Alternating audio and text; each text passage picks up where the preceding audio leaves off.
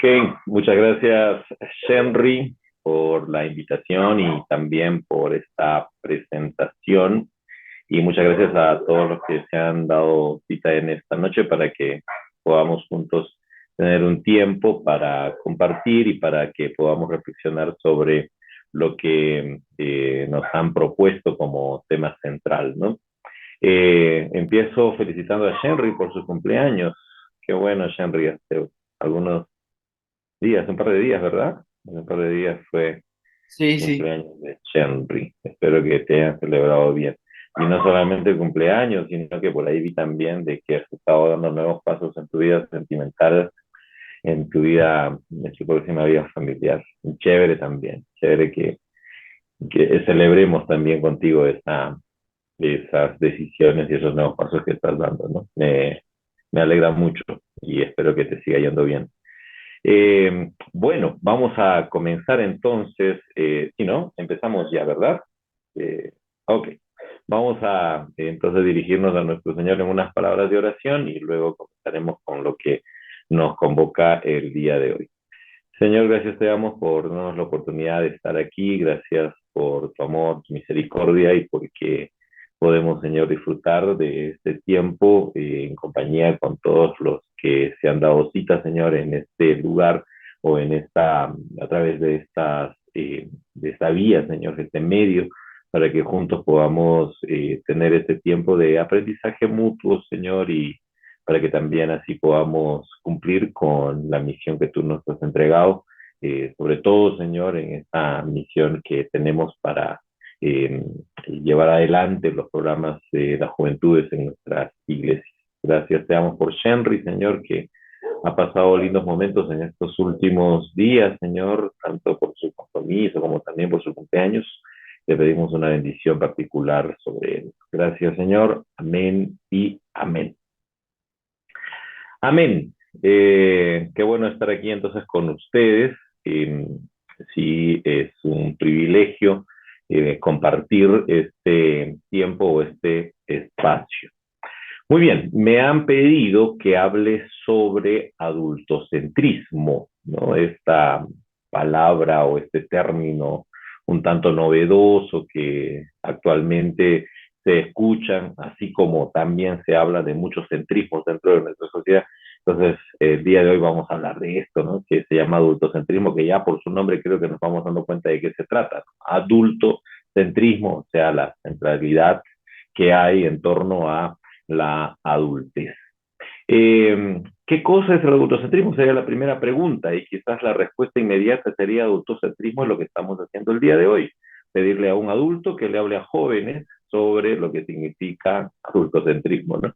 Eso es, en definitiva, el adultocentrismo, que yo pueda estar aquí delante de ustedes para que pueda expresar, digamos, algunas cuestiones propias de lo que vivimos nosotros dentro de nuestra sociedad y dentro de nuestra iglesia.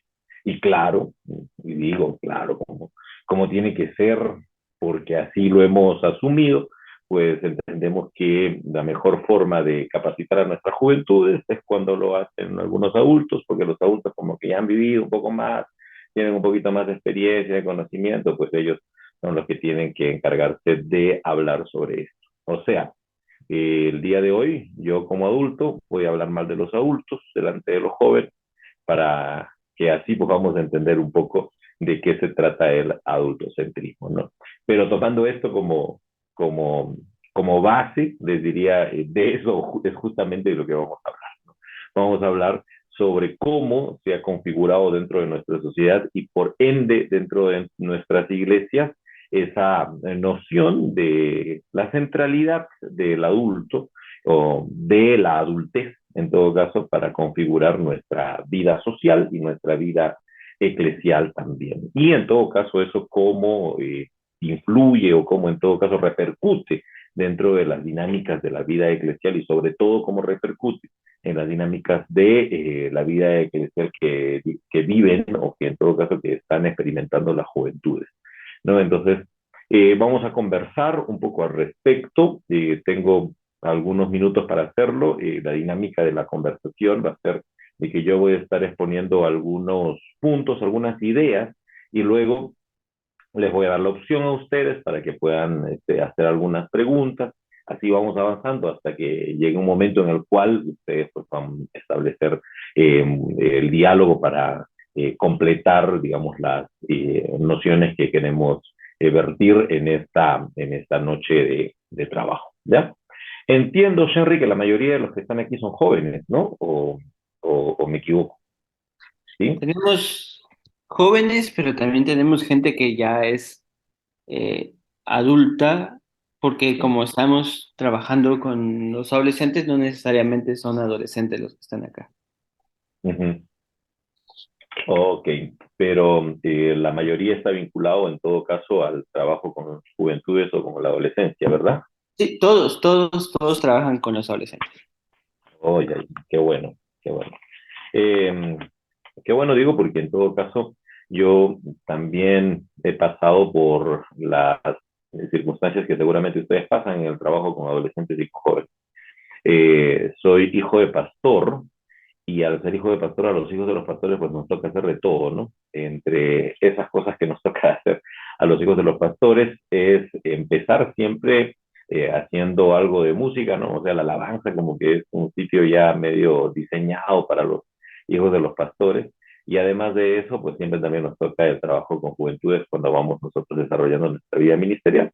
Y así es, cuando yo era bastante adolescente, cuando era adolescente aún, me dieron la responsabilidad de dirigir a un grupo de adolescentes un poco menores que yo. Y ahí comencé a desarrollar un poco este trabajo con los jóvenes. Después estuve haciendo el trabajo de dirección de las juventudes en mi iglesia local, luego en espacios un poquito más globales y llegué incluso en algún momento a dirigir a las juventudes la, en la nación, allá en el Perú, de donde yo vengo, ¿no? Luego vine a estudiar aquí al seminario, yo soy peruano, pero ahora estoy aquí en el Ecuador, vine a estudiar aquí al Ecuador, y en el Ecuador yo lo que quería, al iniciar mis estudios y mis prácticas ministeriales, lo que quería es desvincularme un poco del trabajo juvenil, porque era el trabajo que había venido haciendo durante mucho tiempo, pero cuando me convocaron a la iglesia donde tenía que hacer servicio, acá le llamamos ministerio supervisado, resulta que el encargo que me dio el pastor de aquel entonces fue enseñar a adolescentes. Era como que decía, no, ya no quiero porque ya he estado trabajando bastante tiempo con adolescentes y con jóvenes, pero me tocó enseñar a adolescentes, dar clases a adolescentes.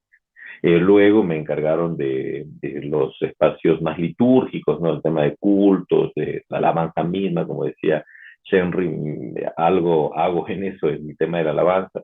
Estuve trabajando allí y ahí llegó un momento en el cual yo decía, sí, creo que ya, ahora sí voy a hacer una transición, ya no voy a estar un poco con el Ministerio de Jóvenes. Y resultó que el pastor de jóvenes de nuestra congregación renunció, así que mientras conseguíamos a otro pastor de jóvenes, me nombraron como pastor de jóvenes de manera temporal. O sea, de manera temporal estoy hablando hace unos 10 años más o menos, ¿no? O sea, ya es un buen tiempo que sigo fungiendo como pastor de las juventudes. Gracias a Dios aquí en nuestra iglesia tenemos un liderazgo bastante bueno con los jóvenes, entonces no es que yo estoy ahí muy metido al trabajo juvenil, sí dirijo, ¿no? A los distintos grupos juveniles que tenemos. Tenemos al grupo de adolescentes, tenemos al grupo de jóvenes universitarios, tenemos al grupo de jóvenes adultos, que por cierto justo en este momento están teniendo también su reunión o la reunión semanal que ellos efectúan. Entonces, estoy vinculado al trabajo juvenil, así que compartimos con ustedes los mismos privilegios, pero en todo caso también compartimos los mismos dilemas, seguramente, ¿no? Porque el trabajo con jóvenes no necesariamente es un trabajo sumamente placentero, sino que es un trabajo que implica bastante dedicación y seguramente a ustedes también les pasa que implica también desacomodarse constantemente para atender a los jóvenes y sus propias dinámicas y sus propios problemas, ¿no? Bueno, dicho esto, entonces vamos a, bueno, les quería presentar esto, les quería decir esto para que para que ustedes puedan de alguna manera conocer cómo me vinculo con el trabajo juvenil también. entonces, estando dentro del trabajo juvenil, una de las cosas que siempre a mí me resultó bastante complejo es por qué dentro de nuestras iglesias siempre hablamos de una manera así como que muy entusiasmada sobre las juventudes, ¿no? La juventud es la fuerza de la iglesia, etcétera, y un montón de cosas que decimos, pero cuando llegan las decisiones fundamentales, pero cuando en todo caso imaginamos un poco lo que la iglesia debe ser, las juventudes siempre van a quedar un tanto más bien relegadas. ¿Por qué? Porque hay una cuestión que hemos llamado adultocentrismo, que se ha llamado adultocentrismo, que también está inmerso dentro de nuestras iglesias, ¿ya? Entonces vamos a hablar un poco sobre eso en esta noche y voy a presentarles un PowerPoint que vamos a ir desglosando cuando hablemos sobre algunos conceptos, algunas ideas, algunas nociones y luego algunas aplicaciones a las dinámicas juveniles en nuestro trabajo eclesial. Voy a ver si puedo compartir. Sí, sí puedo compartir. Como les decía, voy a ir avanzando y en la medida que vaya avanzando, ustedes también van haciendo algunas preguntas si es que así lo desean, ¿ya? Si es que alguno tiene alguna pregunta o algún comentario en medio de la exposición, por favor tenga la libertad de interrumpir para que podamos escuchar las preguntas o comentarios que tengan, ¿ya? Eh, Adultocentrismo es el tema como digo, nos convoca. Ya les dije de manera inicial que la palabrita esta, adultocentrismo, no necesita mayor explicación porque creo que por sí misma esta palabra expresa su significado, ¿no? Adultocentrismo, centralidad de lo adulto, de la adultez. Alguien levantó la mano. Patricia, si no me equivoco,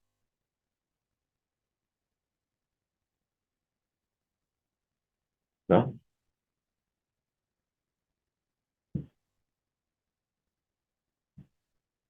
Ok, continuamos.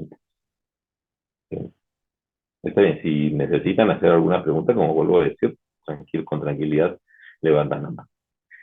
Adultocentrismo. Entonces, la misma palabra expresa el significado que queremos nosotros trabajar.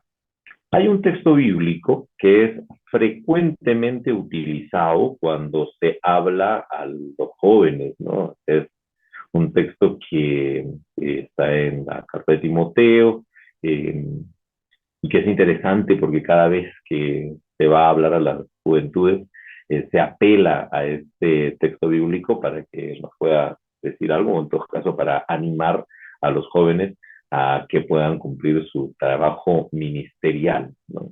Y pues para que no sea para no salirme de la costumbre, entonces yo también voy a tomar como base esta frase que seguramente ustedes han escuchado, ¿no?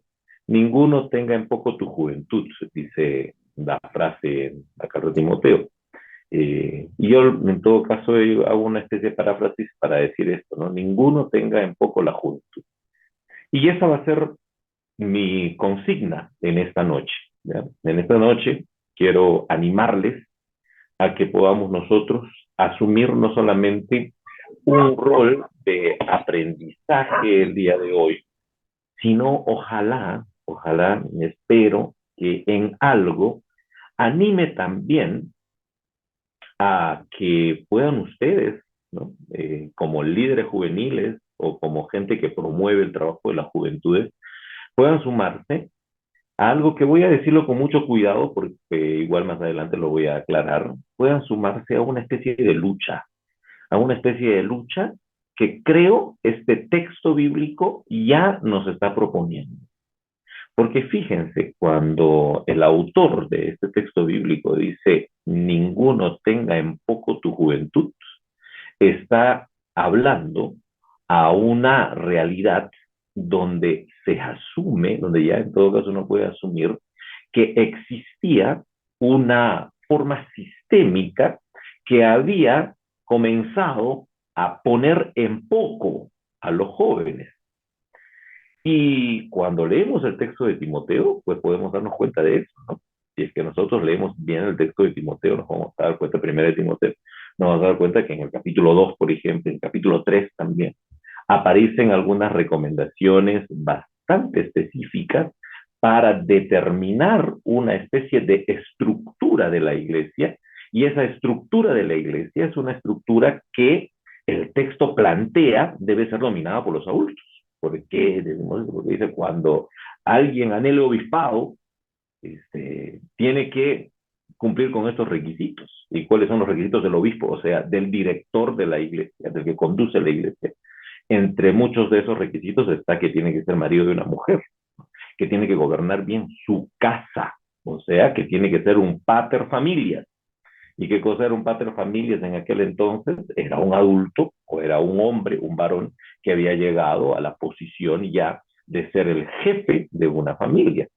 Por ende, cuando leemos eso en la carta, en la primera carta de Timoteo, y cuando leemos también los requisitos de los diáconos, que tienen lo mismo, debe ser marido de una sola mujer y debe gobernar bien su casa, estamos entendiendo que estamos ante un tiempo en el cual la iglesia ha estructurado una jerarquía, y esa jerarquía es principalmente adulta, ¿no? No solamente adulta, es una adultez que tiene ciertas características muy notorias, ¿no? Es una adultez donde no solamente alguien por ser adulto tiene derecho a llegar a la jerarquía máxima de la iglesia, sino también porque es varón, no, adulto y varón.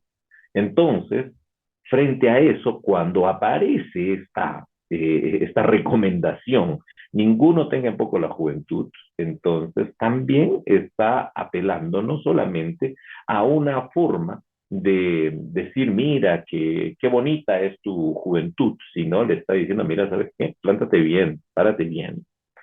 Y comienza a enfrentar a una serie de situaciones que dentro de la iglesia se han comenzado a suscitar, que son situaciones que al fin establecen no solamente una forma de entender la vida, sino la vida eclesial, sino que también establecen una forma de confrontar, de luchar contra aquello que está poniendo en poco a la juventud. Empiezo diciendo esto, ¿por qué? Porque es interesante que existen muchas formas en las cuales dentro de la iglesia se quiere valorar a la juventud, pero que al fin esta valoración supuesta que quieren hacer de las juventudes, que queremos hacer de las juventudes, voy a asumir yo esta posición de adulto, no porque los adultos somos los que queremos de alguna manera siempre valorar a los jóvenes y decir que los jóvenes son una parte importante de la iglesia. ¿Y qué hacemos nosotros los adultos? Lo que hacemos es comenzamos incluso a proferir ciertas frases, o comenzamos nosotros a decir ciertos emblemas, ¿no? Ciertos lemas también, eslogans, dichos entusiastas que supuestamente alaban a las juventudes, pero que cuando uno realmente las comienza a entender, no hay ninguna alabanza a las juventudes, sino más bien hay una especie de desdén, una especie de discriminación implícita que hay en lo que se dice, ¿no? Hemos escuchado frases que seguramente ustedes también han oído en sus congregaciones. Los jóvenes son el futuro de la iglesia, ¿no? Parece chévere, pero en realidad no lo es, ¿no? Porque es en todo caso negarle a los jóvenes toda posibilidad de presencia real, ¿no? Es básicamente trasladar a los jóvenes a una presencia irreal, porque el futuro en realidad no es, ¿no? Lo único que realmente es y lo único que realmente acontece es el presente. Pero del presente, en todo caso, quitamos a los jóvenes para que estén el futuro, ¿no? Porque el presente, claro, no pueden estar allí, el presente es un presente muy adulto, ¿no? Los jóvenes son la fuerza de la iglesia. Chévere, chévere que a veces se diga eso. No sé si ustedes entienden la palabra chévere. Chévere es bien, súper bien, ¿no? Chido, creo que es la palabra allá, ¿no? Que digan eso, que los jóvenes son la fuerza de la iglesia. Pero tengamos cuidado también con decir eso, porque a veces decir que los jóvenes son la fuerza de la iglesia implica ciertas explotaciones, ¿no? Ciertas cosas donde los jóvenes son la fuerza de la iglesia y es por eso que a ellos hay que cargarles todas las cosas que realmente implican esfuerzo. Los jóvenes deben formarse, he escuchado mucho eso. Por ejemplo, yo trabajo en un seminario y en el seminario donde estoy, muchos, los que llegan generalmente son jóvenes, ¿no? Y cuando llegan los jóvenes, y a mí me hacen hacer una entrevista incluso a los candidatos, ¿no? ¿Para qué? Para saber si realmente están entendiendo bien lo que significa venir a un seminario. ¿Y qué significa venir a un seminario? Significa que tiene que venir a un proceso de formación. ¿Por qué? Porque los adolescentes y los jóvenes, los niños, adolescentes y jóvenes, necesitan eso, necesitan formación. ¿Y qué implica eso, no? Implica una premisa. ¿Y cuál es la premisa? Están deformados. O sea, no tienen forma. O sea, los niños y los jóvenes necesitan formarse, ¿no? Vaya que duro que es esto, ¿no? Vaya que fuerte que diga eso que los jóvenes necesitan formarse, ¿no? O cuando escuchamos, por ejemplo, a mí muchas veces, y a veces me sentía así como que medio orgulloso que me digas que tú eres un joven ejemplar, ¿no? Cuando era joven, ahora ya no. Eh, pero a veces después me ponía a pensar qué significa ser un joven ejemplar, ¿no? Joven ejemplar a veces. O sea, es lindo que te lo digan, pero muchas veces te lo dicen cuando te pareces mucho a un adulto. O sea, cuando vistes como adulto, cuando hablas como adulto, cuando predicas como adulto, cuando haces todo, eres ejemplar. Entonces, ¿qué significa eso? ¿Es un halago o es realmente una frase que trae consigo una serie de cuestiones? Los jóvenes siempre deben tener un adulto responsable quien los guíe, ¿no? Eso es usual, ¿no? Porque si no, hay una especie de desconfianza, porque los jóvenes pueden hacer una serie de esa sospecha que siempre se tiene respecto a las juventudes, ¿no? Las juventudes de ser irresponsables, de ser qué sé yo, como que el mayor riesgo que tiene la iglesia son los jóvenes, porque los jóvenes pueden tirar abajo la iglesia, ¿no? Una mentira total, definitivamente, ¿no? ¿Por qué? Porque en todo caso, los mayores casos de corrupción, los mayores casos que han desdibujado la moralidad o el testimonio de la iglesia, pues no vienen de las juventudes, definitivamente. Eh, pues no, definitivamente eso viene desde otros espacios. Pero por alguna razón siempre se tiene esa sospecha y es por eso que de repente los jóvenes necesitan un adulto responsable. O cuando dicen, ay, qué lindo cantan y danzan los jóvenes. Sí, chévere, también parece un halago, ¿no? Parece una linda frase, qué lindo cantan y danzan los jóvenes. Pero a veces esto de que lindo cantan y danzan los jóvenes viene acompañado de otra cosa, ¿no? Es que lindo cantan y danzan los jóvenes, pero que no prediquen, ¿no? O sea, porque que canten y dancen está bien. Con que canten y dancen, chévere, porque eso es para los jóvenes. Pero las decisiones fundamentales, como por ejemplo la compra de un templo, son inmaduros, no pueden, no. Para cantar y danzar sirven. Y hay que lavarlos un poco por eso. Entonces, cuando el texto dice, bueno, ninguno tenga en poco tu juventud, o ninguno tenga en poco la juventud, no solamente es un texto que se está dirigiendo a ese personaje de la iglesia de Éfeso, que podría ser Timoteo, como dice el título de la carta, sino también es algo que podríamos nosotros analizarlo en nuestro tiempo, o sea, en nuestros tiempos, en nuestras iglesias, ¿no? Estas frases comunes o estas frases que se suelen escuchar, que al fin no son frases, sino que son construcciones, ¿no? Construcciones simbólicas del lugar que los jóvenes deben ocupar dentro de nuestras iglesias. No vaya a ser de que estas frases que aparentan ser benevolentes carguen consigo una serie de violencias, ¿no? Simbólicas, microviolencias a veces, que expresan justamente que dentro de las iglesias todavía tenemos en poco a las juventudes. Todavía, el día de hoy, podríamos decir que incluso las juventudes están siendo un tanto menoscabadas, no tanto, sino fuertemente menoscabadas por distintas circunstancias que vamos a procurar escarbar el día de hoy a través algunas, eh, de algunas ideas que vengo a presentarles. ¿Ya? A ver si hay algunos. eh, ok, aquí hay algunos comentarios que están acá. Chilero. Chilero es chévere. Entiendo que por ahí va el comentario que hizo un amigo en el chat. Chilero. Voy a aprender. Voy a ver si es que lo puedo decir, ¿no? Aunque no creo que me salga porque siempre he dicho chévere durante toda mi vida. Ok, no sé si hasta aquí tiene alguien algún comentario o alguna pregunta.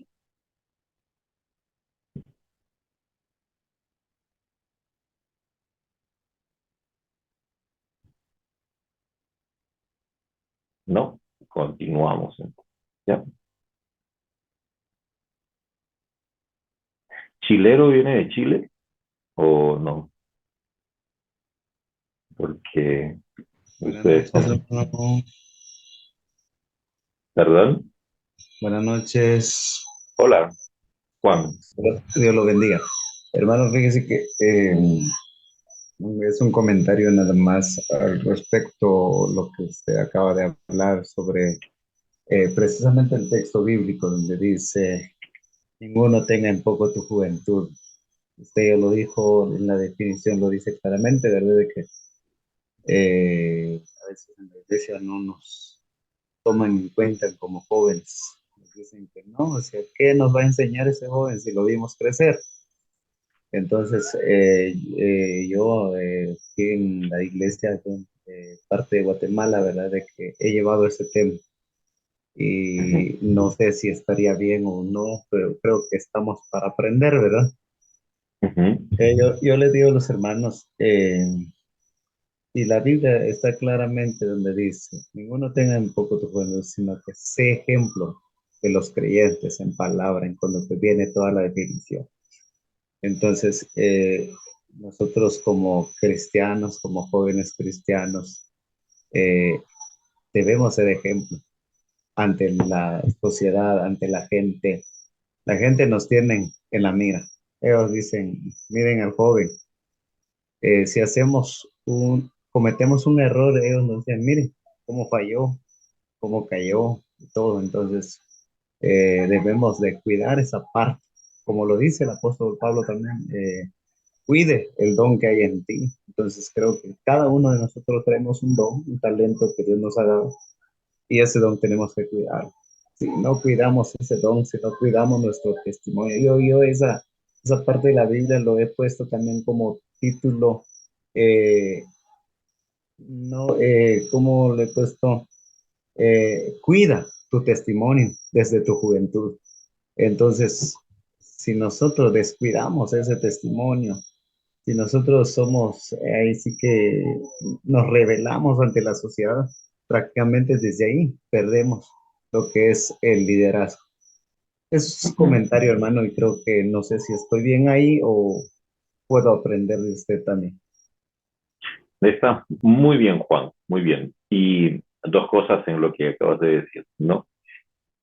El acto de aprender, la actividad de aprender no solamente es una actividad que deben tener los niños y los jóvenes, ¿no?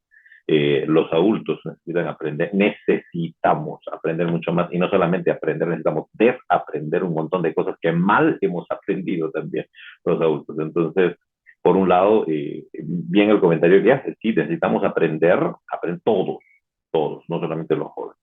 Y lo segundo, bien también dices, nosotros los jóvenes, o nosotros los jóvenes, que bueno, me metí en el costal, no, ustedes los jóvenes, pues obviamente necesitan ser ejemplo, como dice el texto. Pero ¿sabes qué? A mí una de las cosas que siempre me ha causado así como que un poquito de incomodidad, es que cuando se lee este texto de 1 Timoteo, capítulo 4 verso 12, ¿no? Cuando se lee y se dice que ninguno tenga poco juventud y luego dice, sé ejemplo, cuando se dice ese ejemplo, se utilizan solamente las dos primeras cosas en las cuales el joven debe ser ejemplo. Sé ejemplo en palabra, o sea, oye, ¿no? Como joven tienes que hablar bien. Sé ejemplo en conducta, claro, debes tener un buen testimonio, como decías. Pero hay una tercera cosa que dice ahí, ¿no? Sé ejemplo en amor. Eso me parece chévere. ¿Sabes por qué me parece chévere? Me parece chilero. Porque Yo diría que allí los jóvenes necesitan ser más ejemplo de amor a los adultos.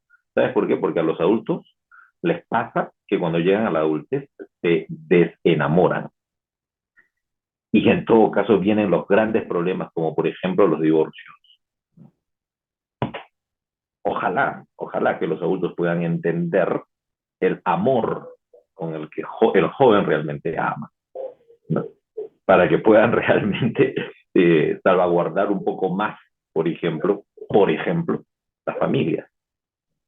Eh, Digo esto, ¿por qué? Porque las más altas tasas de violencia doméstica se dan justamente allí, cuando se llega a la adultez, a esas famosas crisis de los 40. Los adultos entramos en crisis desde los 30, ¿no? Crisis de los 30, crisis de los 40, crisis de los 50. Son de crisis. Y ojalá que allí, en todo caso, resuene un poquito más, por ejemplo, en nosotros este texto, ¿no? Ojalá que podamos mirar hacia las juventudes para poder mantener ya viva esta llama, por ejemplo, la llama del amor que es por dentro de los jóvenes. Ok, digo esto ¿por qué? Porque a veces leemos solamente los libros palabra, conducta y no otras. Y fe es otra cuestión fuerte, pureza también es otra cuestión fuerte, que el joven debe ser ejemplo. Entonces el texto nos está diciendo, mira, nadie tenga en poco tu juventud y como joven sé ejemplo. No está diciendo aprende el ejemplo de los adultos y vuélvete un adulto pronto, sino que sé ejemplo a través de la palabra, siendo joven, sé ejemplo a través de la conducta, siendo joven, ¿eh? Y siendo joven, sé ejemplo también en amor. ¿Por qué? Porque creo que nuestras iglesias necesitan que los jóvenes hablen más, que los jóvenes puedan moldear también conducta, ¿no? No solamente se adulticen pronto, sino moldeen conducta. Porque si moldean conducta, de repente nuestras iglesias podrían tener esos avivamientos que tanto, por ejemplo, nosotros anhelamos, ¿no? Si los jóvenes fueran mayor ejemplo de eso. Pero vamos a hablar de eso justamente en esta noche. Gracias, Juan, por tu acertada opinión. ¿Qué, qué hablamos? Estamos hablando sobre el adultocentrismo y hemos empezado trabajando un poquito lo que hay dentro de la iglesia y cómo esto, en todo caso, dentro de la iglesia aparece de manera fuerte. Pero vamos a entender la idea del adultocentrismo desde lo que acontece en la sociedad y desde lo que los estudios, en todo caso socioantropológicos, determinan respecto a lo que es el adultocentrismo. ¿Qué es el adultocentrismo? Sobre la base de lo que acabamos nosotros de plantear respecto de Timoteo, podemos decir que el adultocentrismo es justamente tener en poco a otras personas por una razón, no por una razón racial, no por una razón de género, sino por una razón media rara, por la razón de edad, ¿no? La edad es una forma de diferenciar al ser humano donde ciertos rangos etarios son tenidos en poco, ¿no? Son tenidos en poco ¿por quién? Por la adultez, por el adulto, por esta edad llamada adultez o el adulto.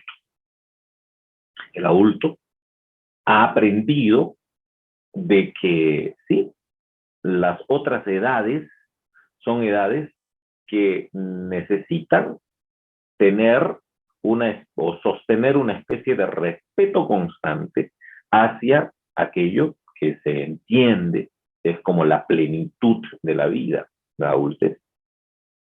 Entonces el niño, el joven, va a ser visto con una especie de menosprecio, porque como lo digo aquí abajo, el niño es básicamente el inicio de lo humano, el inicio de lo humano.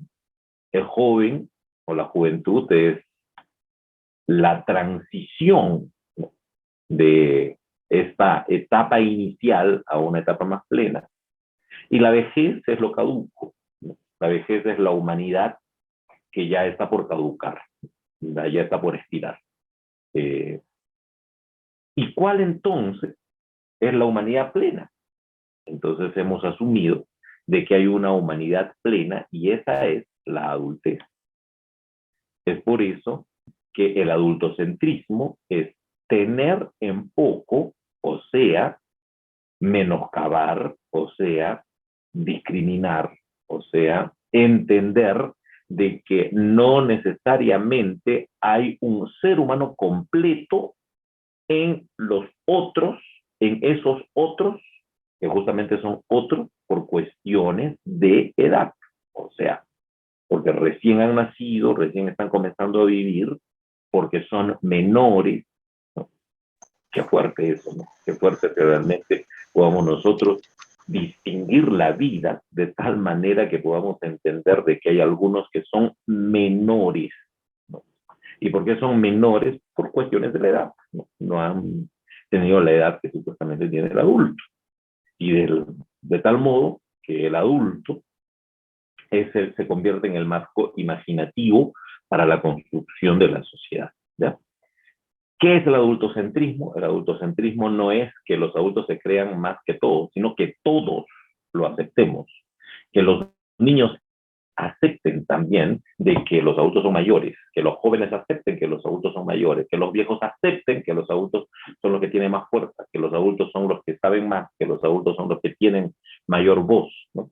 Y eso pasa en nuestra sociedad, ¿eh? No pasaba en todas las sociedades, porque hay sociedades que no son occidentales, donde más bien la vejez es vista como un estado a veces de mayor supremacía, incluso que la adultez. ¿Por qué? Porque la sabiduría es mucho mayor, ¿no? El día de hoy nosotros decimos, sí, nosotros creemos que los ancianos son mayores, pero eso no es nada cierto. No es nada cierto porque en el trato cotidiano los ancianos siempre son vistos como brutitos, ¿no?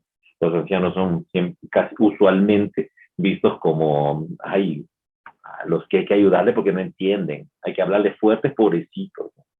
Entonces, ¿por qué? Porque dentro de nuestra imaginación de la sociedad, la adultez siempre va a ser vista como el marco imaginativo de lo que significa ser el ser humano. ¿Qué estoy tratando de decir? Lo que estoy tratando de decir es que cuando nosotros, en esta sociedad que vivimos, pensamos en qué cosa es un ser humano o qué es un ser humano, jamás pensamos en un niño, sino pensamos en que un ser humano es un adulto, ¿no? Siempre les digo a mis estudiantes, por ejemplo, cuando ustedes seguramente estuvieron en el colegio y les mostraron esos gráficos de la evolución, no sé si se acuerdan de esos gráficos de la evolución de Darwin, ¿no? Es interesante porque es como el ser humano pasa de mono a Homo sapiens, ¿no? Pero ¿qué es el Homo sapiens? El homo sapiens no es una niña negra, ¿no? El Homo sapiens no es un viejito chino, sino el Homo sapiens es un hombre adulto, porque esa es la imaginación que tenemos nosotros de lo que significa el ser humano. ¿Qué es el ser humano? ¿Cómo medimos la idea de lo que es el ser humano? Desde la perspectiva del adulto. A eso le llamamos nosotros el adultocentrismo. Es entender que el centro de la sociedad es el ser humano, pero ¿qué ser humano? El ser humano adulto. Por lo tanto, el adulto se convierte en el marco imaginativo del humano y se convierte en el eje de la construcción de lo social. Ese marco imaginativo, como le digo, implica aceptar que el adulto es un ser humano completo. Por lo tanto, el centramiento de la adultez lleva a que la sociedad asuma a lo demás, a lo que no es adulto, como dominable, ¿no? Ahora, cuando estoy hablando del adulto, no solamente estoy hablando de aquel que ha cumplido cierta edad, ¿ya? Es más, miren, es más, nosotros estamos en nuestra sociedad así bien seguros de que realmente el adulto es como que el ser humano que ha alcanzado la plenitud, pero no sabemos ni siquiera cuándo empieza el adulto, ¿no? Porque ninguno de nosotros de los que estamos aquí seguramente puede decir exactamente cuándo empieza. A los 30 años, a los 40 años, puede ser, algunos dicen, no, la adultez empieza cuando te casas, pues después de tener 19 años, en las iglesias pasa esto, no sé si han visto que un muchacho a los 19 años se casa y ya lo mandan a los caballeros y a la chica la mandan a las damas. ¿Por qué? Porque como ya se casó, ya está adulto. Entonces, a veces ni siquiera el inicio de la adultez está plenamente pensado, sino es una imaginación que tenemos, ¿no? Que cuando el ser humano alcanza cierta completud es porque ya ha pasado a una etapa que se llama la adultez, por lo tanto ya ha pasado a una etapa de predominio porque sabe más, etc. Ahora, El adulto, como vuelvo a decir, no solamente es una cuestión de edad, no solamente es una imaginación de edad, sino el adulto, la construcción que tenemos nosotros en nuestra sociedad de lo que significa ser adulto pasa por otras cosas. El adulto es varón, ¿no? Por lo general es varón, les decía, ¿no? La imaginación esta que tenemos nosotros de que el, eh, el adulto proviene de esta evolución, no la que tenemos nosotros, sino la que se propaga de repente en distintos espacios científicos, siempre al final termina con un adulto varón. A la mujer siempre vamos a sospechar de que llega plenamente a la adultez. Lo que dicen los estudiosos es que la mujer siempre, por lo general, va a ser infantilizada. ¿Por qué va a ser infantilizada? Porque la mujer es dependiente, ¿no? Hasta incluso cuando nosotros, qué sé yo, determinamos simbólicamente lo que significa el matrimonio, ¿no? Shenry se va a casar pronto, y cuando Shenry se case va a ser Shenry Ovalle. Apagó su cámara justo cuando voy a hablar de esto. ¿Y su esposa qué va a hacer? ¿No? Su esposa, cuando se casen, va a ser Jennifer de Ovalle. ¿Por qué? Porque ella no puede llegar plenamente a la adultez si no está acompañada de una figura varonil. ¿Por qué? Porque dentro de nuestra imaginación, la determinación, la capacidad de decisión, la capacidad de tener plenitud es nos imaginamos que es un hombre. Por eso que la mayoría de nuestros presidentes son varones. Y cuando las mujeres tratan de llegar a la presidencia, tienen que medio masculinizarse, ¿no? Como la Angela Merkel allá en Alemania, la Margaret Thatcher en, en Inglaterra y otras más. ¿Por qué? Porque en todo caso es eso, ¿no? Tenemos nosotros no solamente la idea de lo adulto construida desde la perspectiva de la edad, sino también desde la perspectiva de género. El adulto es adulto en la medida que es racional, porque alguien que tiene una enfermedad mental seguramente no va a ser reconocido como adulto. Siempre, si alguien tiene algún tipo de bipolaridad, por ejemplo, no necesariamente llega a la adultez. Si alguien tiene síndrome de Down, siempre va a ser infantilizado. ¿Cómo le trata la gente a los que tienen síndrome de Down? No solamente eso, sino la adultez a veces es percibida desde la perspectiva no solamente de alguien ha llegado a una edad, sino que también alguien que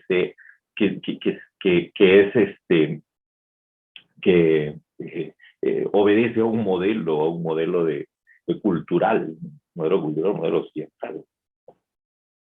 Y les digo esto, ¿no? Porque seguramente si tenemos nosotros a alguien que nos habla, y ese alguien que nos habla es un tipo gringo, alto, que tiene una voz fuerte y que, qué sé yo, ha tenido como 5 doctorados y todo lo demás, lo escuchamos así con bastante atención. Pero si viene un señor de 40 años, analfabeto, indígena, de algún pueblo originario, si es que no lo veremos así como una especie de ternura, ay, qué lindo, de repente ni siquiera lo vamos a escuchar. ¿Por qué? Porque en todo caso, nuestra imaginación de la idea de lo adulto no solamente está permeada por el tema de la edad, sino también está permeada por otras formas de construir lo que significa el adulto, ¿no? Es varón, es racional, es occidental, es sano. Un discapacitado nunca puede ser plenamente adulto porque siempre tiene que depender de alguien, ¿no? Y que tiene que ser productivo, definitivamente. O sea, tiene que tener un buen trabajo, ¿no? Porque si hay un adulto que no tiene empleo, ya también es visto con cierta sospecha de que de repente no es tan ejemplar, ¿no? Y si hay alguien que salta de trabajo, que tiene un trabajo recontra informal, es visto como que muy inmaduro, porque la madurez está asociada con la idea de lo adulto. Entonces, las personas que no son compatibles con la adultez imaginada sufren una serie de rechazos constantes por cuestiones de género, de capacidad, de raza o etnia, de carencias educativas, etc., ¿no? Entonces, ¿qué significa ser adulto? Bueno, quién sabe. Pero al final lo que sí sabemos es que hay una cuestión que llamamos nosotros ser humano, y ese ser humano obedece a una imaginación bastante consensuada de lo que podría ser un adulto, y es como que todos tenemos que marchar allí, ¿no? Y es una forma como, en todo caso, la sociedad comienza también a establecer ciertas ciertos números, ¿no? Ah,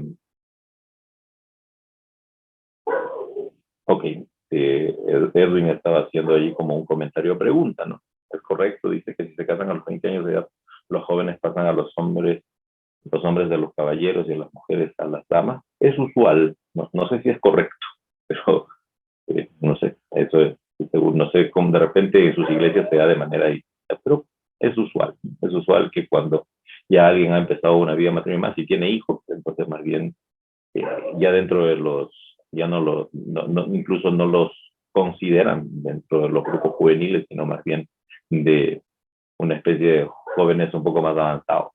Pueden ser jóvenes adultos o en todo caso adultos. Ok, esta idea de lo adulto que domina dentro de nuestra sociedad ha generado entonces que lo que entendemos como sociedad, lo que nosotros comprendemos como sociedad, sea realmente una sociedad construida en clave adulta, ¿no? Construida sobre la perspectiva adulta, ¿no? Las estructuras institucionales, estas que determinan lo que es nuestra sociedad, las que administran nuestra sociedad, esas estructuras institucionales están pensadas siempre en clave adulta. Voy a ponerles un ejemplo. ¿Cuál es la más grande estructura que domina nuestras sociedades? Es el Estado. Y el Estado está pensado en clave adulta, ¿no? No sé cómo será allá, pero les pregunto a ustedes allá en Guatemala, ¿cuántos años tiene que tener como mínimo alguien para ser presidente de la República? ¿Saben? ¿O no hay una determinación de eso? 40 años, hermano. 40 años para que pueda ser presidente de la República. Y para que sean congresistas o diputados, senadores, etc. También. Buenas noches, hermano. Que Dios le bendiga. Fíjese que regularmente tengo entendido que es a partir de los 18 años para arriba ya pueden participar como diputados y todo. Lo único que se requiere es de que estén afiliados a algún partido político, ¿verdad? ¿Pero cuántos hay de 18 a 20 años? ¿Cuántos hay ahorita? Ajá, en el, no sé, ¿es Congreso, es Parlamento, es como lo que tienen ustedes? Ajá, sí, es el Congreso. Ese dato sí no lo tengo, fíjese, hermano. Pero sí se mira como que no hay mucho joven, ¿va? Son pocos los que son jóvenes. Porque la participación de los jóvenes a través de alguna legislación, como la que dice de repente ampliar un poquito el número ampliar un poquito el rango etario, no es muy antigua, es bastante nueva. En algunas naciones todavía siguen para ser congresista, para ocupar cualquier tipo de puesto dentro de la estructura estatal, deben ser de 35 años para más, ¿no? Y es interesante porque una vez se dice, wow, qué joven que es ese presidente, no tiene 40, como bien dices, no tiene 40 y algo. ¿Por qué? Porque el Estado que es una de las construcciones sociales que identifican lo que es nuestra sociedad, está pensado siempre en perspectiva adulta, ¿no? No está pensado en perspectiva de joven, etc. Además, uno tiene así como que ciertas, a veces se escucha incluso en los programas periodísticos, dicen, no, tal persona llegó al poder y llegó al poder por el voto de los jóvenes. O sea, como diciendo que los jóvenes no piensan mucho, entonces, ya, poder por el voto de los jóvenes. ¿Por qué? Porque en todo caso siempre se entiende que incluso las estructuras que definen o determinan la sociedad, pues sean determinadas de esa manera, ¿no? Dice un autor, ¿no? Que es Louis Althusser, ¿no? Un gran sociólogo. Él decía, ya no está, ya no vive, él decía que dentro de nuestras sociedades existe un proceso constante. ¿Qué significa o cuál es ese proceso? Es el proceso de subjetivación. ¿Qué es el proceso de subjetivación? Es el proceso de formación de sujetos.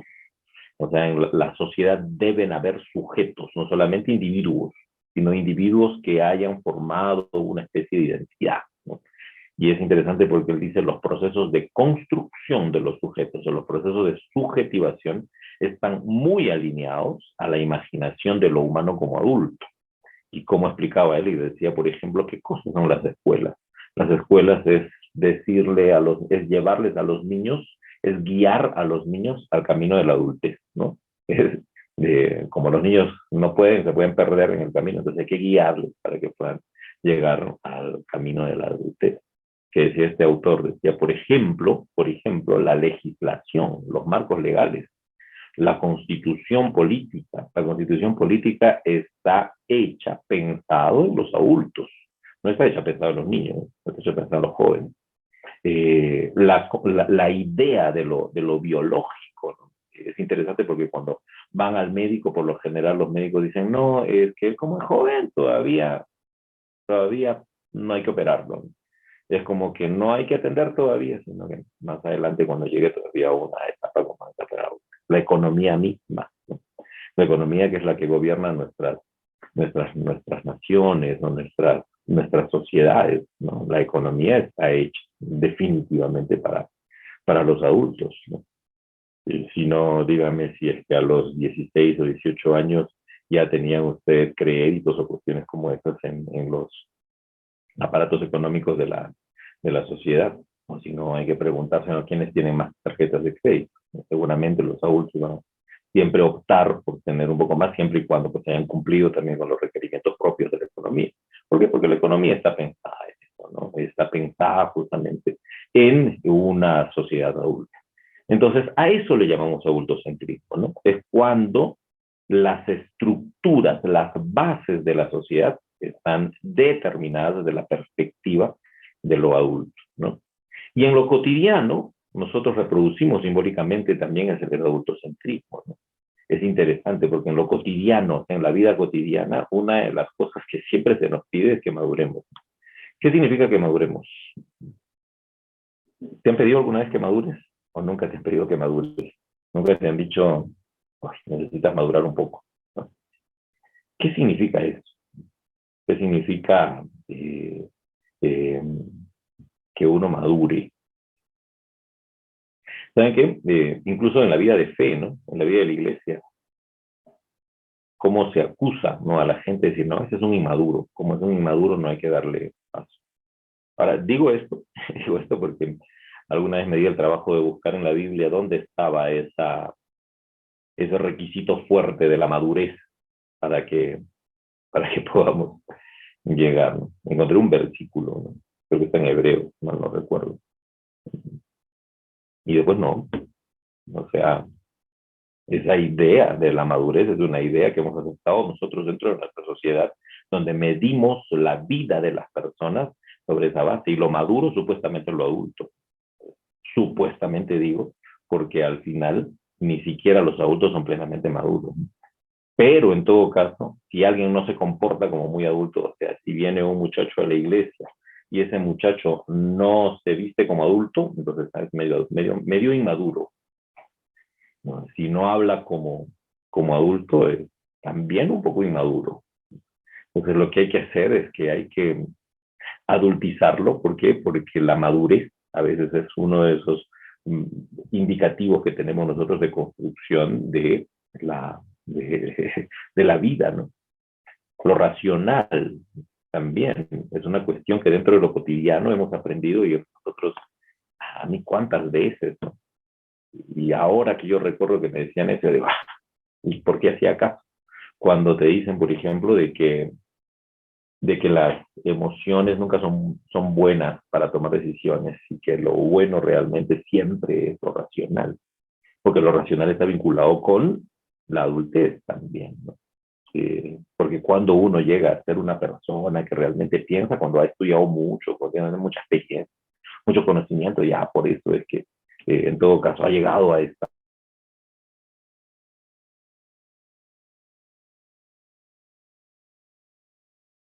Entonces no, todavía no eres un buen ser humano. Dentro de lo cotidiano siempre acusamos de esto, ¿no? Dentro de lo cotidiano siempre decimos de que debemos nosotros tener respeto por eso es lo que le enseñan a los niños y a los jóvenes. Y qué terrible es que algún joven se atreva a cuestionar el pensamiento, la determinación de un adulto. Es un inmaduro, es un irracional, y es alguien que pues no es digno de ningún tipo de confianza, ¿no? ¿Por qué? Porque tenemos en poco a la juventud, y la juventud no puede ser ejemplo ni de palabra, ni de conducta, ni de amor, ni de fe, ni de pureza, sino el adulto es el que es el ejemplo. Y si el joven no aprende a comportarse como adulto, es inmaduro, es emocional, ¿no? Un saltarín, un saltamontes, ¿no? Y es alguien irrespetuoso. Y como es irrespetuoso, entonces es condenado. A eso le llamamos adultocentrismo, ¿no? A esta noción de que lo adulto es algo que es predominante dentro de nuestras sociedades. Hay un estudio que hizo que hicieron algunos sociólogos, dentro de ellos Louis Wahn, que es un sociólogo conocido en Francia. Es interesante porque a lo que llegan es que dicen, bueno, la adultez es como que lo dominante, ¿no? Y uno puede decir, entonces los niños son los que en más desventaja están. O sea, la niñez es la que en más desventaja está. ¿Por qué? Porque como son los más chiquitos, seguramente son los que más desventaja están, o los viejitos. Pero resulta que es interesante que el adultocentrismo es tan fuerte en nuestras sociedades que a quienes más acusa el adultocentrismo es a las juventudes, realmente, a los jóvenes. Y decían en este estudio que era interesante, ¿por qué? Porque incluso en el marco legislativo, la Constitución y las leyes construidas, hechas para los adultos, pero ahora también hay leyes que defienden a la niñez, ¿no? Están los derechos internacionales del niño, etcétera, ¿no? Hay marcos legales fuertes para la niñez, pero en las juventudes hay un desamparo legal fuerte dentro de nuestras sociedades. De tal modo que se sabe que los niños son los menores, que los adultos son los mayores y que los ancianos son los que ya se han pasado, son los que en todo caso son bastante mayores. ¿Pero qué son los jóvenes? Los jóvenes son menores. Cuando no tienen la cama son menores. ¡Tiene la cama! Cuando hay carencia en la casa y no alcanza la plata al papá porque no ha conseguido trabajo, entonces ahí sí a los jóvenes ya son mayores. Ya tienes que trabajar, tienes que producir.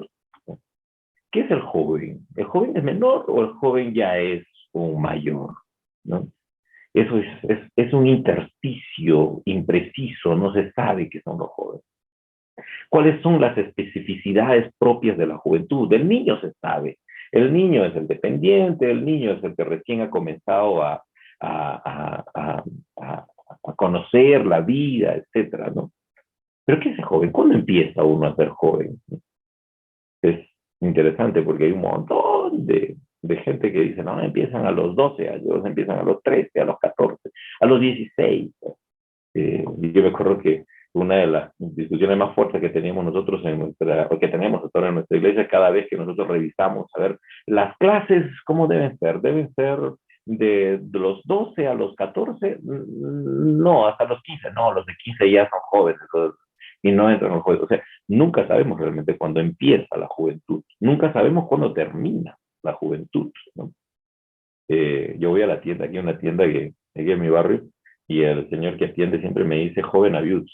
Yo me siento así, súper chévere, voy a ser joven. ¿Cuándo termina la juventud? Cuando uno se casa, quizás, cuando ya consigue trabajo, cuando ya comienza a hablar con palabras media pesadas, ¿no? Cuando termina la juventud, nadie se sabe. Es más, la sociología contemporánea va a decir, es más, ni siquiera podemos hablar de la juventud, porque la juventud no es una. La juventud no es una categoría definible, no se puede. ¿Y por qué no se puede? Porque si hay un problema fuerte dentro de nuestra sociedad, no es con los adultos, no es con los niños, sino es con ese intersticio impreciso que no sabemos qué son, con esos humanos en transición, con esos seres humanos que quieren llegar a la plenitud, pero que todavía no llegan, que les falta, ¿no? ¿Y qué les falta? ¿Edad? Puede ser que les falte edad, puede ser que les falte madurez, puede ser que les falte racionalidad, puede ser que les falte respeto. Entonces, por eso que todavía no llega Entonces no podemos hablar de una sola juventud, sino podemos hablar de juventudes, dicen las sociologías contemporáneas. ¿Por qué? Porque es, como vuelvo a decir, una especie de marco impreciso, ¿no? De marco muy impreciso de lo que realmente son. ¿Cuáles son las fronteras generacionales de la juventud, ¿no?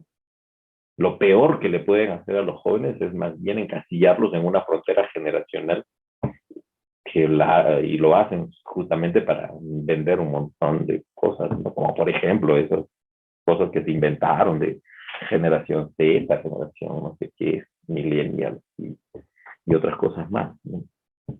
Que por cierto no hay mayor valor científico en ese tipo de categorizaciones que obedecen más al mercado norteamericano, ¿no? Porque estas ideas de la generación Z, X y todo lo demás se inventaron algunos comunicadores sociales para justamente gestionar un poco más las ventas de ciertos canales de televisión, como por ejemplo en TV, ¿no? Eh, y a veces, ¿no? Yo soy de tal generación. ¿Sí? ¿Realmente? ¿Por qué? Porque tienes esa edad, porque tienes un iPhone, por eso eres millennial, postmillennial, premillennial, etc. ¿Será? ¿Qué son las juventudes? Entonces, las juventudes es una cuestión tan imprecisa dentro de nuestra sociedad que a veces queremos apropiarnos de ella, ponerle cierto catálogo para determinar, y no solamente para determinar, quizás incluso para dominar un poco a esa juventud. Entonces, hermanos y hermanas, pues nosotros que trabajamos con jóvenes, estamos nosotros trabajando con un grupo que quizás sea el grupo más vulnerable, ¿no? Dentro de nuestras sociedades. Porque a los niños los defienden las leyes, a los jóvenes no tanto, ¿no? A los jóvenes no se sabe, ¿no? Como lo que pasa en los Estados Unidos. Los jóvenes les pueden dar una licencia de conducir a los... ¿Cómo es? No, les pueden dar permiso para que tomen bebidas alcohólicas después de los 21, pero les dan la posibilidad de portar armas a partir de los 16. Entonces es como que, ¿qué es más peligroso? O sea, ¿por qué? ¿Qué pasa con los jóvenes? Entonces, ¿quiénes son? ¿Desde dónde son? Entonces, esa cuestión ha generado todo un problema tan fuerte, que quienes están en este intersticio impreciso, a quienes llamamos jóvenes, tienen que comenzar a generar una serie de códigos comunicacionales para que puedan hacer escuchar su voz en una sociedad que los ha invisibilizado, porque no sabe qué son, ¿no? Entonces, ¿qué tienen que hacer los jóvenes? Los jóvenes tienen que comenzar a hacer una especie de protesta intrínseca. Y esa protesta intrínseca surge a través de, por ejemplo, las codificaciones en el habla, ¿no? Y una serie de situaciones que acontecen dentro de las juventudes. ¿Por qué? Porque están dentro de esa especie de soledad o de orfandad en una sociedad que cuestiona mucho a las juventudes. ¿Ok? A ver, aquí tienen alguna pregunta, algún comentario respecto a esto que estoy planteando.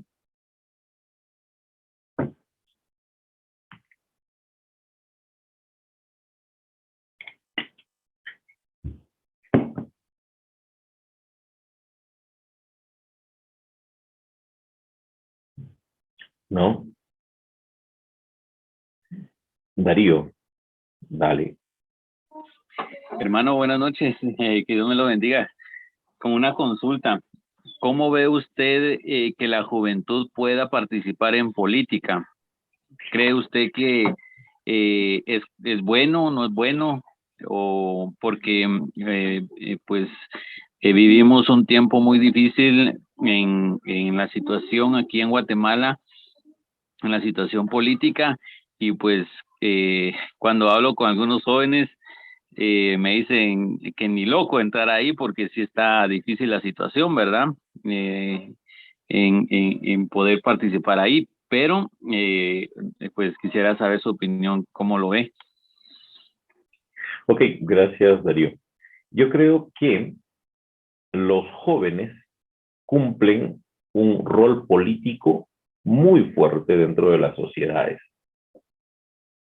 Las juventudes son, recordemos nosotros de que vivimos en una sociedad latinoamericana en una sociedad latinoamericana donde el mayor porcentaje de la población es catalogada como población juvenil.